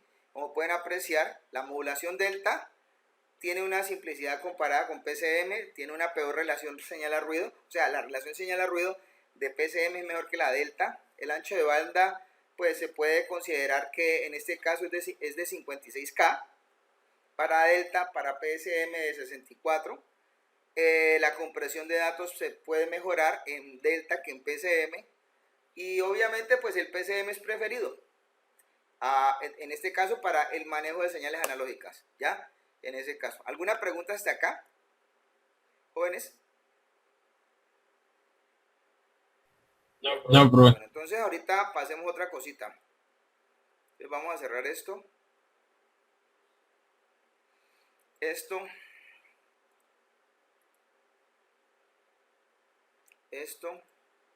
que ya lo hemos repasado. Esto y esto. Y obviamente pues vamos a considerar más cosas, ¿sí? Entonces estamos hablando precisamente de considerar, en este caso, la transmisión de datos digital. Entonces aquí tenemos ya un ejemplo, allá pasando a otro tema de lo que es un transmisor y un receptor. Aquí está toda la parte que se compone precisamente el esquema del transmisor, el canal de comunicaciones y el esquema del receptor. Prácticamente ustedes pueden encontrar partes complementarias. De hecho, un sistema de transmisión de datos es importante que ustedes entiendan que para poder que él sea real, usted puede tenerlo en los extremos lo que quieran, el del transmisor y el receptor, pero el canal, en este caso, es un canal real. Ese canal real, supuestamente, que es con el que sucede. Él presenta características de ruido, de atenuación y de retardo. Entonces, para hablar de transmisión en banda base, nos va supuestamente a considerar nosotros, en ese sentido, todo este tipo de cosas. Cuando estamos hablando de transmisiones en banda base, estamos hablando de transmisiones que no son afectadas inicialmente por procesos de traslación en frecuencia o modulación. Entonces, el sistema de transmisión de datos, como pueden apreciar, aquí está un poco más definido. Tiene básicamente, en ese caso, la disposición en el transmisor de que acá están los módulos de conversión analógico a digital, de valores eléctricos a señales eléctricas, de valores lógicos a señales eléctricas, de procesamiento de eficiencia en la transmisión y los moduladores adecuados para que en ese sentido salgan a un canal de comunicaciones, así como existen los demoduladores y los procesamientos inversos que en ese caso me vuelven a recomponer la misma señal. De hecho, y de forma implícita, nosotros acá tenemos específicamente lo que va a suceder siempre. Cada vez que nosotros metamos una señal a un canal digital, posiblemente en presencia de ruido, esto es lo que nos suceda. Precisamente esto que está acá es lo que se representa acá. Nosotros, nuestra expectativa es que consideremos que este dato que entra sea el mismo que sale. En este caso, para esta transmisión de datos en banda base, como pueden ver ustedes, ¿cierto? La información digital binaria, ¿sí?, puede estar considerada en ese caso afectada por muchas cosas. Este es el dato. Esta es la transferencia de datos. Esta es la señal recibida. Esta es la señal que se va a filtrar. esta es la composición de la señal de muestreo y estos son los valores obtenidos. ¿Qué se supone que estamos haciendo nosotros? Tratamos de recomponer la señal. Entonces, ¿de qué se compone ella? Bueno, primero que todo, ella tiene una velocidad de canal que está definida por el tiempo de bit que mide cada bit. Esa es la velocidad de canal. Con eso se saca la velocidad. Mejor dicho, la velocidad de la información digital que está en bits por segundo es el inverso del tiempo que mide cada slot de dato. En este caso. Entonces, obviamente, la velocidad de los datos, ¿cómo se expresa inicialmente acá? En Hertz. Entonces, para que entiendan una cosa, pues obviamente las señales, ¿a qué se enfrentan? Se enfrentan al hecho de que tengan que ser trabajadas. Por ejemplo, acá estamos viendo nosotros que las señales se limpian a través de esquemas de filtrado y se le toman obviamente procesos de aplicación de muestras, de manejo de muestras, asignación de valores para limpiarlas. Esto, por ejemplo, sería el concepto base de la que es la regeneración eléctrica, desde ese punto de vista. Entonces, esto que está aquí, que sale aquí, es esto mismo de acá, pero obviamente vemos que esto que está acá es lo que viene ya afectado por el medio. Esto es lo que está limpio. ¿Ya? Bueno, entonces revisemos otros conceptos. Ese es el concepto de la regeneración. O sea, en otras palabras, un repetidor de señal normalmente tiene que hacer eso, una regeneración de los datos digitales. ¿Está claro hasta ahí? ¿Tienen alguna pregunta? Sí, profe. Hágale, hable. O calle para siempre. Hágale, pues, cuénteme. ¿Está claro o tienes alguna pregunta? Profe, o sea que, por ejemplo, cuando uno está haciendo un cableado, digamos que más aplicado como a la parte laboral, cuando uno está haciendo un cableado de red que no puede superar los 100 metros por norma y le coloca esos A ver, mijo, como venga, le digo repetidores. cómo resuelve usted rápidamente las cosas. Voy a ser proactivo. Usted quiere tener recorridos más grandes a los referentes en el cableado estructurado. En ese caso, o sea, la referencia, por ejemplo, en redes de datos para los cables I888, los cables referenciados en normas I888-802.3 para enlaces tipo Ethernet en categorías 5E, 6, 7 y 8 pueden supuestamente superar los 100 metros en recorrido siempre y cuando yo de forma intermedia coloque repetidores. Exacto. ¿Esos son lo mismo? Claro, o sea, fíjate que hoy en día ese tipo de situaciones se han arreglado de otras maneras, con inyectores tipo PoE, Power over Ethernet. Eso también ayuda, ¿viste? O sea, si yo de forma inteligente, por un circuito de comunicaciones, aplico ese tipo de cosas, por ejemplo, me quito de encima del trabajo también hasta de tener que llevar la señal eléctrica. Yo puedo usar un regenerador, el PoE me lo puedo usar como regenerador precisamente. ¿Ya? Ok. O sea, no sé si de pronto me entiendes de lo que estoy hablando.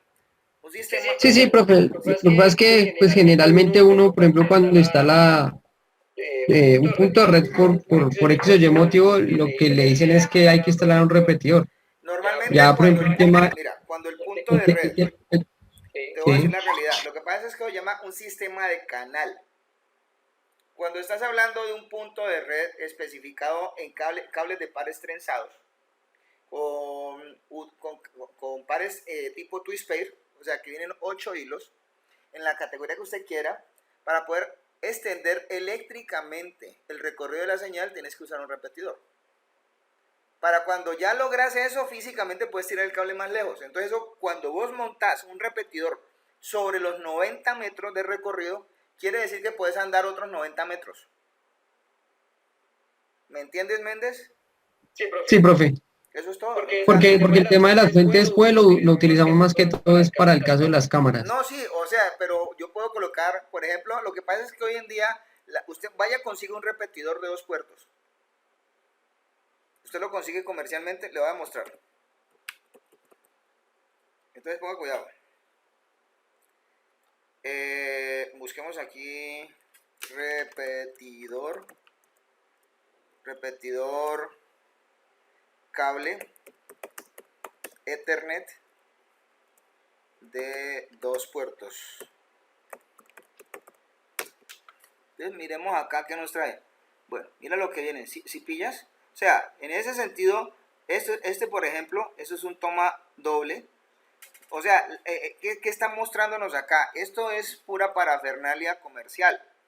Pero en este caso, por ejemplo, ¿cierto? Yo podría usar, a ver, estos serían ese tipo de cosas, ¿ve? Por ejemplo, estos son extensores. Este que aquí le dicen extensores. Esto es un repetidor, míralo acá, ¿sí lo pillas? Busquemos otro, aquí hay un extensor. Pero también así como hay extensores alámbricos, lo hay extensiones inalámbricos. ¿Sí me entiendes? Entonces, ya el asunto es saber qué vamos a comprar. Lo que pasa es que anteriormente nosotros, por ejemplo, encontrábamos en el mercado repetidores de 24 puertos. Ya comerciales no son. ¿Ya? Porque es que repetidores de 24 puertos tipo Ethernet no hay. Este, por ejemplo, como puedes apreciar, este, por ejemplo, puede ser un repetidor. Pero no es un repetidor, sencillamente. Este, por ejemplo, este dispositivo tiene la posibilidad de que vos, a través del mismo circuito de comunicaciones, envíes también la polarización del enlace, en este caso. Lo que pasa es que, digamos que si yo considerara, si yo considerara extender la capacidad de transmisión de un sistema de estos por distancia, pues yo el POE también lo puedo usar. Lo que pasa es que son soluciones que se le han ocurrido a uno bajo ciertas consideraciones de diseño y desarrollo. ¿Por qué pasan estas cosas? Porque la gente no toma en cuenta los recorridos eléctricos de esto, porque no leen las normas, porque las normas de esto, se lo voy a considerar, es la TIA EIA 606, por ejemplo. Aquí están las normas de especificaciones para cableados, en este caso con normas y etiquetas para lo que son recorridos en edificios de servicios, en este caso, la ANSI TIA 606. También está la 568A y 568B, que esta es la del cableado precisamente, y de cómo se puede implementar esto. ¿Está claro? Bueno, entonces, si no hay más... Ok, profe, muchas gracias. ¿Así está bien? ¿Aló? ¿Así está bien o no? Sí, profe, muchas gracias. Ahí quedó ya clara Listo. la Entonces, duda que estamos hablando tengo. entonces, en este caso, de lo que son esta situación. Entonces, estamos hablando de un ámbito en el que estamos considerando datos digitales, señales digitales. Entonces, supuestamente vamos a hablar de algunos términos considerados acá, que son los términos unipolar, polar. ¿Qué es un término unipolar? Pues cuando yo les dije a ustedes ahora rato que una señal unipolar es la que todos tienen el mismo signo. Polar es que tiene tanto la posibilidad de representar voltajes tanto negativos como positivos. Y obviamente pues existen otras cosas como son los elementos de datos, las tasas de datos y lo que es el tiempo de espaciamiento de cada bit, o sea, lo que dura cada bit en ese sentido. Y existen asociados a esto también los elementos de señal. ¿Qué es un elemento de señal? Pues hay elementos de señales digitales y analógicos, pero el elemento de señal es aquella parte que tiene una señal que ocupa un intervalo corto de lo que representa un código en un concepto de señalización. ¿Qué es señalización o tasa de señalización o tasa de modulación? Es realmente la forma de considerar o el método por el cual se considera que una señal cambia de niveles, en este caso, y eso se define por una tasa. Normalmente esa tasa está medida en baudios, y los baudios vienen siendo esos elementos que representan cada porción de la señal por unidad de tiempo, que en este caso estamos referenciando al segundo. De hecho, ¿qué más necesitamos saber? Importante que nosotros siempre entendamos que a nivel binario los bits tienen un comienzo y un final. Y ellos representan niveles de señal. Ahora, ¿qué representa peligro para este tipo de cosas? Como primera medida, el hecho de que nosotros no tengamos una buena relación señal a ruido, porque es que la relación señal a ruido tiene que ser muy dispar, pero más hacia el lado de la señal que para el lado del ruido, porque es que tiene que haber más proporción de señal que proporción de ruido. Si esto no sucede de la manera como les estoy diciendo a ustedes, hay una cosa que involucra el manejo del haber. Ver, entre otras cosas, es una sigla, es Bit Error Ratio, es tasa de errores de bit. Entonces, según la relación señal a ruido, la tasa de errores de bit se sube o se baja. En ese orden de ideas, ¿ya? Y lo mismo puede suceder con las tasas de datos y con el ancho de banda, que ya definimos nosotros que es ancho de banda. Y esto en aras de qué clase de cosas, de obtener un esquema de codificación que sea lo suficientemente idóneo. ¿Qué es el esquema de codificación? Normalmente un esquema de codificación se toma como un mapeo de los elementos de señal o bits de datos, en ese caso, o bits de datos, mejor dicho, elementos de señal, qué pena. Es el mapeo de los bits a elementos de señal. Eso es un esquema de codificación. O sea, yo codifico cuando cojo las unidades de información, que son los bits de datos, y los paso a elementos de señal.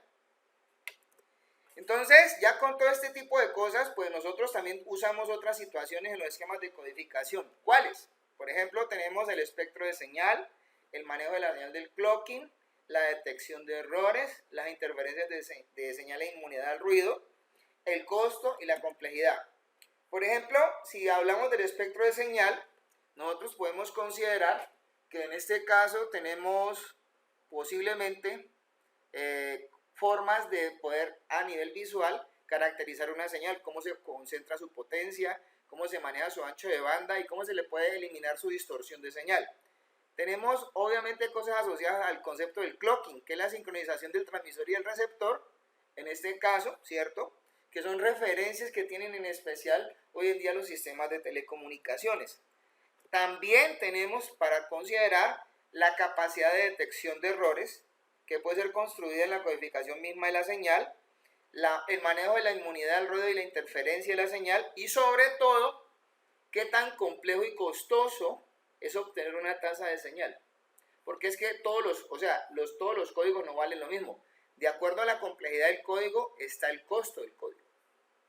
Entonces, en ese caso, ¿de qué partimos? Partimos del hecho de que nosotros vamos a usar valores con mecanismos de conversión que cogen la señal de un ámbito y la pasan a otra, en este caso, independiente de lo que pase. Normalmente nosotros en telecomunicaciones, ¿qué hacemos? Se hacen esquemas de doble codificación. ¿Por qué se hacen esquemas de doble codificación? Porque se codifica tanto la fuente como el canal. ¿Ya? Entonces, nosotros vamos a usar códigos de línea. No sé si algunos de ustedes ya vieron esta parte, pero es muy necesaria. De hecho, ¿por qué se va a aplicar esto? Porque se supone que nosotros aquí repetimos esta situación para darnos cuenta de que existen los códigos. Por ejemplo, ¿qué clases de códigos? Están, por ejemplo, de acuerdo, aquí tienen muestras de algunos. Aquí está, por ejemplo, en este caso, el de no regreso a cero, el de regreso a cero, regreso a polaridad, regreso a cero polaridad con inversión de marca alterna, el Manchester y el Miller, por ejemplo. De estos, ¿cuáles son unipolares? Pues es unipolar este y pare de contar. ¿Cuáles son polares? Pues son todos estos de aquí para abajo. ¿Por qué? Porque tienen dos niveles. Bueno, el Miller es unipolar en ese sentido, ¿no? ¿Ya? Bueno, ¿sobre qué clase de cosas vamos a calificar los códigos nosotros? Pues nosotros vamos a calificarlos de acuerdo a estos esquemas que ya mencionamos. Autosincronización, capacidad de detectar errores, inmunidad al ruido, densidad espectral de potencia, el ancho de banda y la transparencia. Entonces, miremos el primero de ellos. El código de no retorno a cero. Normalmente el código de no retorno a cero involucra que este es su espectro, esta es la medición de su ancho de banda, en este caso, vale 0.44 sobre el tiempo de bit, en ese sentido, esta es su ecuación. Eso es un código unipolar. Es lo que es el mismo TTL, ¿no? En este caso. ¿Qué consideraciones tiene? Pues no contiene señal de temporización, pues no permite detectar errores, está en función de la diferencia de voltajes, está contenido casi que todo, el alto contenido de la densidad espectral de potencia está muy cercano a cero, en ese caso, y sobre la transparencia, pues el promedio de la señal y la posibilidad de detectar un error de inicio en un bit dependen del contenido de unos y de ceros. Estas son características de esto. Por ejemplo, el de retorno a cero, miren la diferencia entre este y este, ¿no? Entonces, el de retorno a cero usa semiciclos por cada tiempo de bit. Este es un 1, este es un 1, este es un 0, o sea, hay ausencia de señal. Este es un 1, este es un 0, un 0, un 1. Entonces, el ancho de banda acá se mejora, pero sus características comienzan a considerarse prácticamente muy iguales. ¿En qué sentido? Pues tiene la misma capacidad de detección de errores, necesita temporización y prácticamente la densidad espectral de potencia en lo único que se mejora es que el ancho de banda es más grande. En este caso, se duplica. Ya este código es polar. ¿Por qué es polar? Porque él advierte que acá tenemos tanto en la parte positiva como en la parte negativa. El ancho de banda, pues, es mejor en este caso, ¿sí? Consideramos que esto es un 1, un 1, un 0, un 1, un 0, un 0, un 1. ¿Qué características tiene? Pues, aunque todavía no permite detectar errores, tiene mayor ancho de banda que los demás. Es más inmune al ruido porque emplea tanto voltajes positivos como negativos. Y es autosincronizable, ¿no? En este caso. El AMI, esta es inversión de marcas alternadas. Bueno, por ejemplo, aquí tenemos, es polar, 1, 1, 0. O sea, cuando hay 0 es porque no hay señal. Pero obviamente yo tengo que recordar el siguiente estado siempre, ¿no? El ancho de banda, como pueden apreciar, pues digamos que no es que sea mejor, pero ya permite mejores cosas. De hecho, fundamentalmente, la transparencia y lo que es la capacidad de detección de errores es lo que mejoran este código. Bueno, el Manchester es de los que se utiliza hoy en día en las redes de datos, los tipo Manchester en este caso. El tiempo del ancho de banda es mejor, este es su espectro. Como pueden apreciar, este comienza alto, termina abajo, tiene semiciclos. Empieza desde arriba hasta abajo el 1, arriba abajo, el 0 comienza de abajo arriba. Ese es uno de los Manchester, ahorita los mostramos en este caso. Y obviamente muestra precisamente consideraciones de transparencia mejores y detección de errores. Entonces, digamos que aquí tenemos ya para hacer un pequeño ejercicio de todas estas cosas. En este caso aquí tenemos los tipos de codificaciones. Por ejemplo, vamos a hablar precisamente desde ese punto de vista. Esta es la codificación tipo TTL, que era el mismo que habíamos visto al comienzo, el de no retorno a cero, ¿no? En este caso, mírenlo acá atrás. Es el mismo, ¿no? El mismo no retorno a cero. Bueno, entonces, en este caso, ¿qué regla muestra este? Pues muestra que hay 0 para 0 voltios y hay 1 para 5 voltios. Esa es la regla. Por ejemplo, acá tenemos el de no retorno a cero con nivel el invertido. Estos ya son polares. Por ejemplo, este que muestra acá, supuestamente estos son los unos, estos son los ceros. ¿Ya? De acuerdo a esta palabra que está escrita acá. Esta es la palabra, este es el tiempo de referencia. Y este es el de no retorno a cero invertido. ¿Qué dice acá? Esto es un 1, un 1, un 1. Cuando no hay cambios, es un 0, esto es un 0. Cambio, aquí hay un 1. Cuando no hay cambio, pues esto es un 0, un 0, un 0. ¿Ya? Acá están los Manchester. Por ejemplo, esta es la misma palabra y este es el Manchester positivo. Comienza abajo, termina alto. Este es un 1, 1, 1. Este es un 0, 1, 0, 0, 0. Este es el Manchester negativo. Comienza negativo, al positivo, termina abajo. 1, 1, 1, 0, 1, 0, 0, 0. Y está el que se denomina diferencial. Es una mezcla de estos dos. Supuestamente, ¿qué dice? Dice, tengo siempre una transición en la mitad del intervalo. 0 es transición en el comienzo del intervalo, 1 no hay transición del intervalo. Entonces, miremos a ver. Entonces, aquí yo tengo 1. Aquí hay una transición, entonces esto debe ser un 0. 1, 0, 0, 0. O sea, en ese caso, cada vez que hay un 0 hay transiciones. Eso es básicamente lo que indica este código. Manchester diferencial. Y acá tenemos el MLT3. Hay más códigos. Vamos a mostrar estos por lo pronto. Entonces, por ejemplo, este usa 3 niveles, pero es polar. Este, por ejemplo, utiliza una regla que va de menos 1 a 0, a 1, a 0, a menos 1. O sea, ¿y qué indica la presencia de un 0? No transición. ¿Qué indica la presencia de un 1? Transición al próximo nivel del ciclo. Entonces, por ejemplo, él comenzó aquí en 1, comenzó otro 1, comenzó otro 1, llegó un 0, se mantuvo en el nivel, llegó un 1, llegó un 0, se mantuvo en el nivel, 0 se mantuvo en el nivel, 0 se mantuvo en el nivel. ¿Tienen alguna pregunta hasta ahí? Entonces vamos a revisar esto a nivel de ejercicio. En este caso. Entonces vamos a mostrarlo acá. ¿Dónde era que yo mostraba esta cosa? ¿Dónde? Un segundito. Yo tengo acá una cosa que se llama el VMware. Acá está. Y obviamente pues vamos a cargar aquí, en este caso yo no voy a actualizar esto. Voy a abrir una máquina de estas, me parece que es esta. que es la que yo tengo para usar. Creo que es esta, ¿no?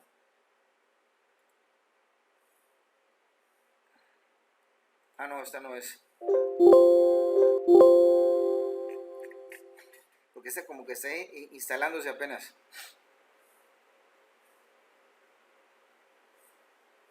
Profe, ¿cuál es el sentido de usar esas varias máquinas virtuales? ¿No le ralentiza más el computador? ¿No le No, usa pues más es recursos? que lo que pasa es que como no tengo para usar Windows 7 aquí, me disculparás. Entonces yo no puedo, bueno, no, yo utilizo máquinas virtuales porque para mí es lo más idóneo, ¿no? En este caso, para poder hacer esta clase de ejercicios, porque esto está con Windows 7, ¿ya? Ah, ya es por el tema de lo que soporta cada Sí, Windows o algo exactamente. así. Entonces aquí les voy a montar a ustedes, yo creo que una de las, sí, digámosle que sí. Ojalá arranque.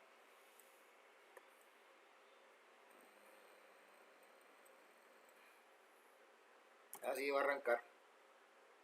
No se pudieron salvar. Tenemos el tiempo justo para hacer los ejercicios. Y ya.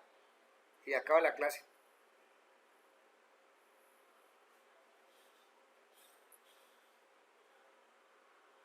Deme un segundo. Es que esto tiene tanto de largo como de ancho, ¿no? Entonces, aquí lo que vamos a hacer nosotros es hacer demostraciones sobre un software que precisamente creo que algunos de ustedes conocen ya, pero es importante que el resto también lo conozca.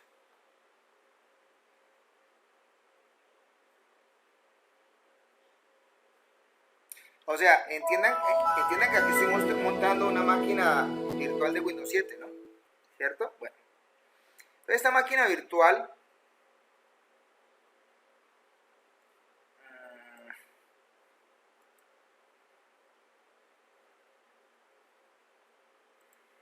bueno, yo no tengo la culpa, ahorita lo actualizo.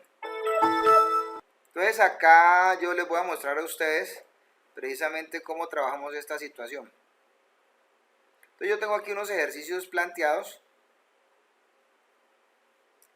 sobre unas cosas que tengo acá, precisamente esto que está aquí. Por ejemplo, vamos a hablar de los códigos.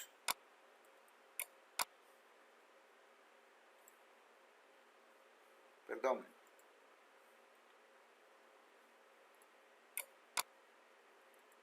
Son estos que están acá. Entonces yo voy a arrancar precisamente esto que está aquí. Esto es un pequeño programa que funciona solamente ahí. Entonces yo voy a hablar de codificación. Entonces aquí voy a sacar uno de estos tipos de código. Aquí saqué aquí al retorno a cero, ¿no? Entonces, ¿qué tipo de señal va acá? Va esta. Bueno, esta no va. Va es esta. Luego viene el cero. ¿El cero cuál es? Pues el cero es esta, ¿no? Luego viene esta misma. ¿Será esta misma? Vamos a ver si me equivoco. Si me equivoco, pues hasta chévere, ¿no? La regla la sacamos de acá. Vamos a ver si es cierto que esa es la de retorno a cero.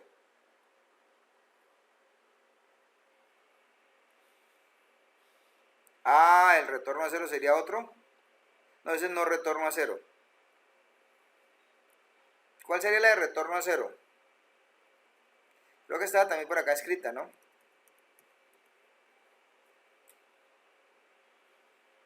Entonces, en este caso, pues como quedamos bien, pues sí, terminémosla, ¿no? A ver si nosotros hicimos el ejercicio correcto.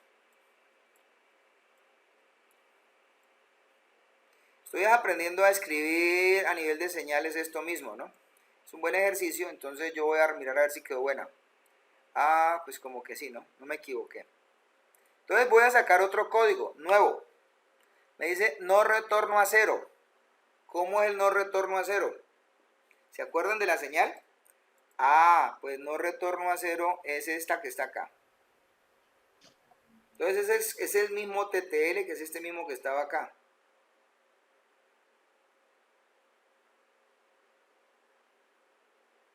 ¿Ya? Sí, porque no creo que sea este, ¿no?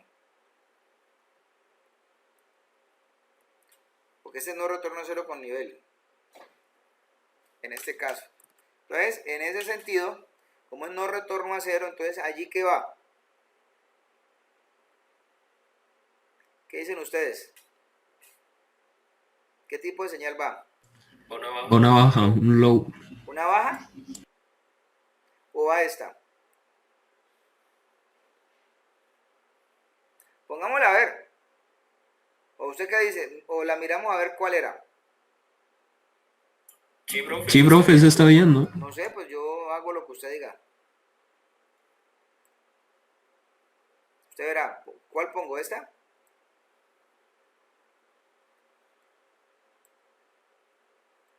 Ustedes son los que saben, yo no tengo idea de esto. Yo aquí estoy dibujando nomás. Son dibujitos, ¿no? Profe, ¿y no hay programa de eso así como para Windows 8, 10? Si usted lo hace, le pongo 5. Ah, listo, que conste. Bueno, no, pues si lo hace. Bueno, vamos a ver, pues. Ahí tiene. Vamos a ver si quedó bueno. Ah, estaba malo. Ah, era el que bajaba. Ah, qué vaina, ¿no? Este no retorno a cero invertido. Entonces, ¿cuál sería este? Mírenlo acá.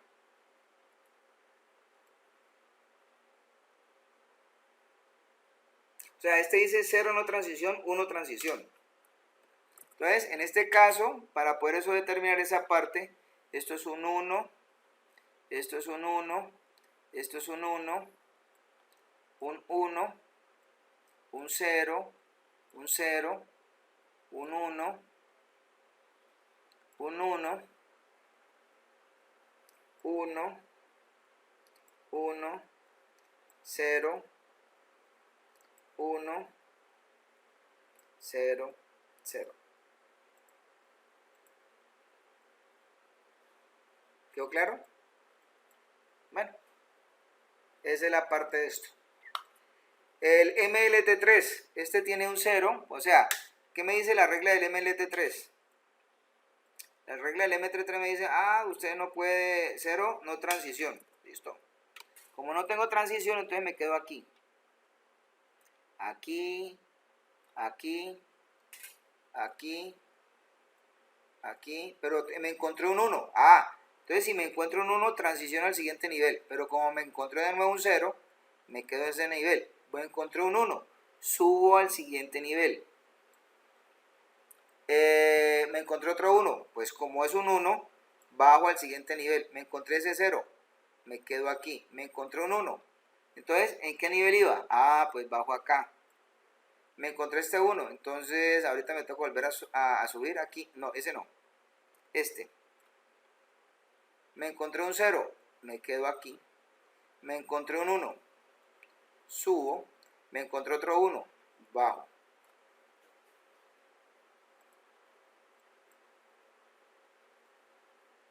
¿Cómo lo ven? ¿Alguna pregunta? Este es Manchester. Entonces miremos a ver cómo era la cosa. El Manchester positivo. Él comienza abajo y termina alto para miremos la regla. Para el positivo comienza abajo y termina alto el 1, y el 0 comienza alto y termina abajo. Entonces en este caso, vamos a ver si este es el positivo. Entonces este debería comenzar, este comenzó así. Entonces el 0 debería de ser así. Y así, y luego viene el 1. ¿El 1 cómo va? Pues así. Luego viene el 0, pues así. Luego viene el 1, pues el 1 viene así. Luego viene el 0, pues así.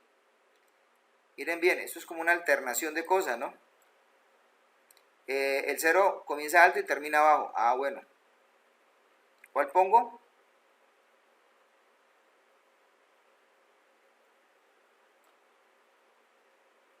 No, ese no es. El 0, sí, el 0 comienza alto y termina abajo. Yo necesito colocar alto y termina abajo. Necesito colocar es este. Luego viene un 1. Luego viene un 0. Un 0 comienza alto, bajo y no. El 0 comienza alto y termina abajo. Entonces, como es así, viene este. El 1 comienza abajo y termina alto. El 0 comienza alto y termina abajo. Y el 1 comienza abajo y termina alto.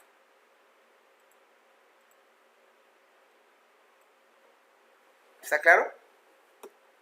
Revisemos Manchester, otro. Manchester diferencial. Pues aquí sí tenemos que considerar la regla del Manchester que estamos aplicando acá. Bueno, aquí no vamos a ver esa parte, sino que la vamos a ver acá. Este es el Manchester diferencial. Dice 1 no transición en el comienzo del intervalo, 0 transición. Entonces, aquí no hay transición en el comienzo del intervalo, no transición. Pero aquí sí hay transición en el comienzo del intervalo. Entonces, ¿qué tengo que hacer? Modificar el cambio. Este es el 0. Entonces, de aquí tengo que subir otra vez acá. Eso sería transiciones, mejor dicho, cambios. ¿Cierto? Aquí no habría transición, entonces me quedo abajo. Aquí no habría transición, pero aquí sí vuelve a haber transición. Aquí habría otra vez transición. Aquí también, pero aquí no. Aquí no. Aquí sí. Aquí no. Aquí tampoco. Vamos a ver si quedó bueno. Uy, como que sí me quedó bueno.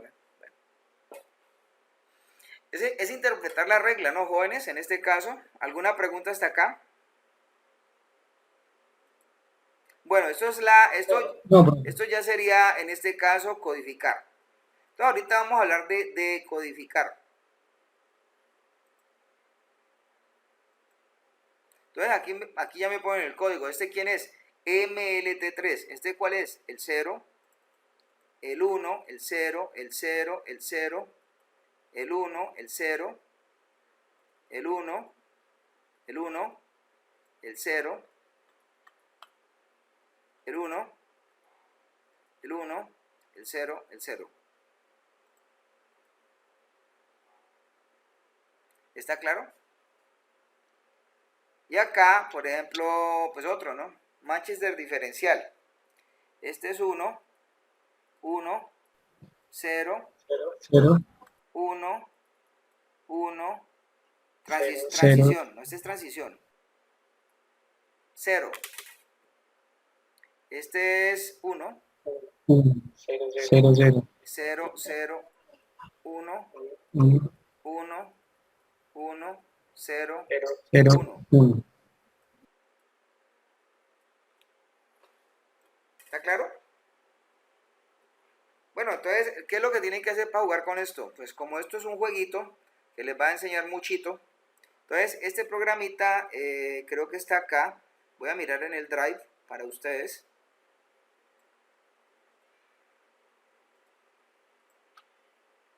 Y acá debe de estar. ¿Cómo lo instalan?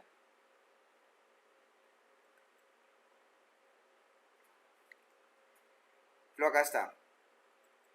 Pues ustedes lo que tienen que hacer es montar una máquina virtual de Windows 7 y coger estas dos DLLs que están aquí y copiarlas en el System 32 y en el System de ese sistema operativo. Eso es todo.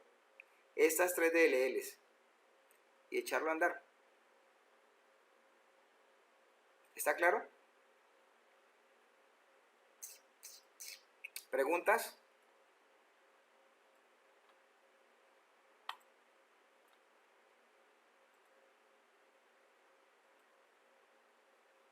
Voy a borrar esa máquina virtual de allá. Eso no sirve. Listo.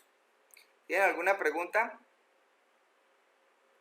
¿Es necesario crear una máquina virtual, profe? Pues si usted lo puede echar a andar en Windows 7, tiene Windows 7 nativo. 10. No, entonces no sé.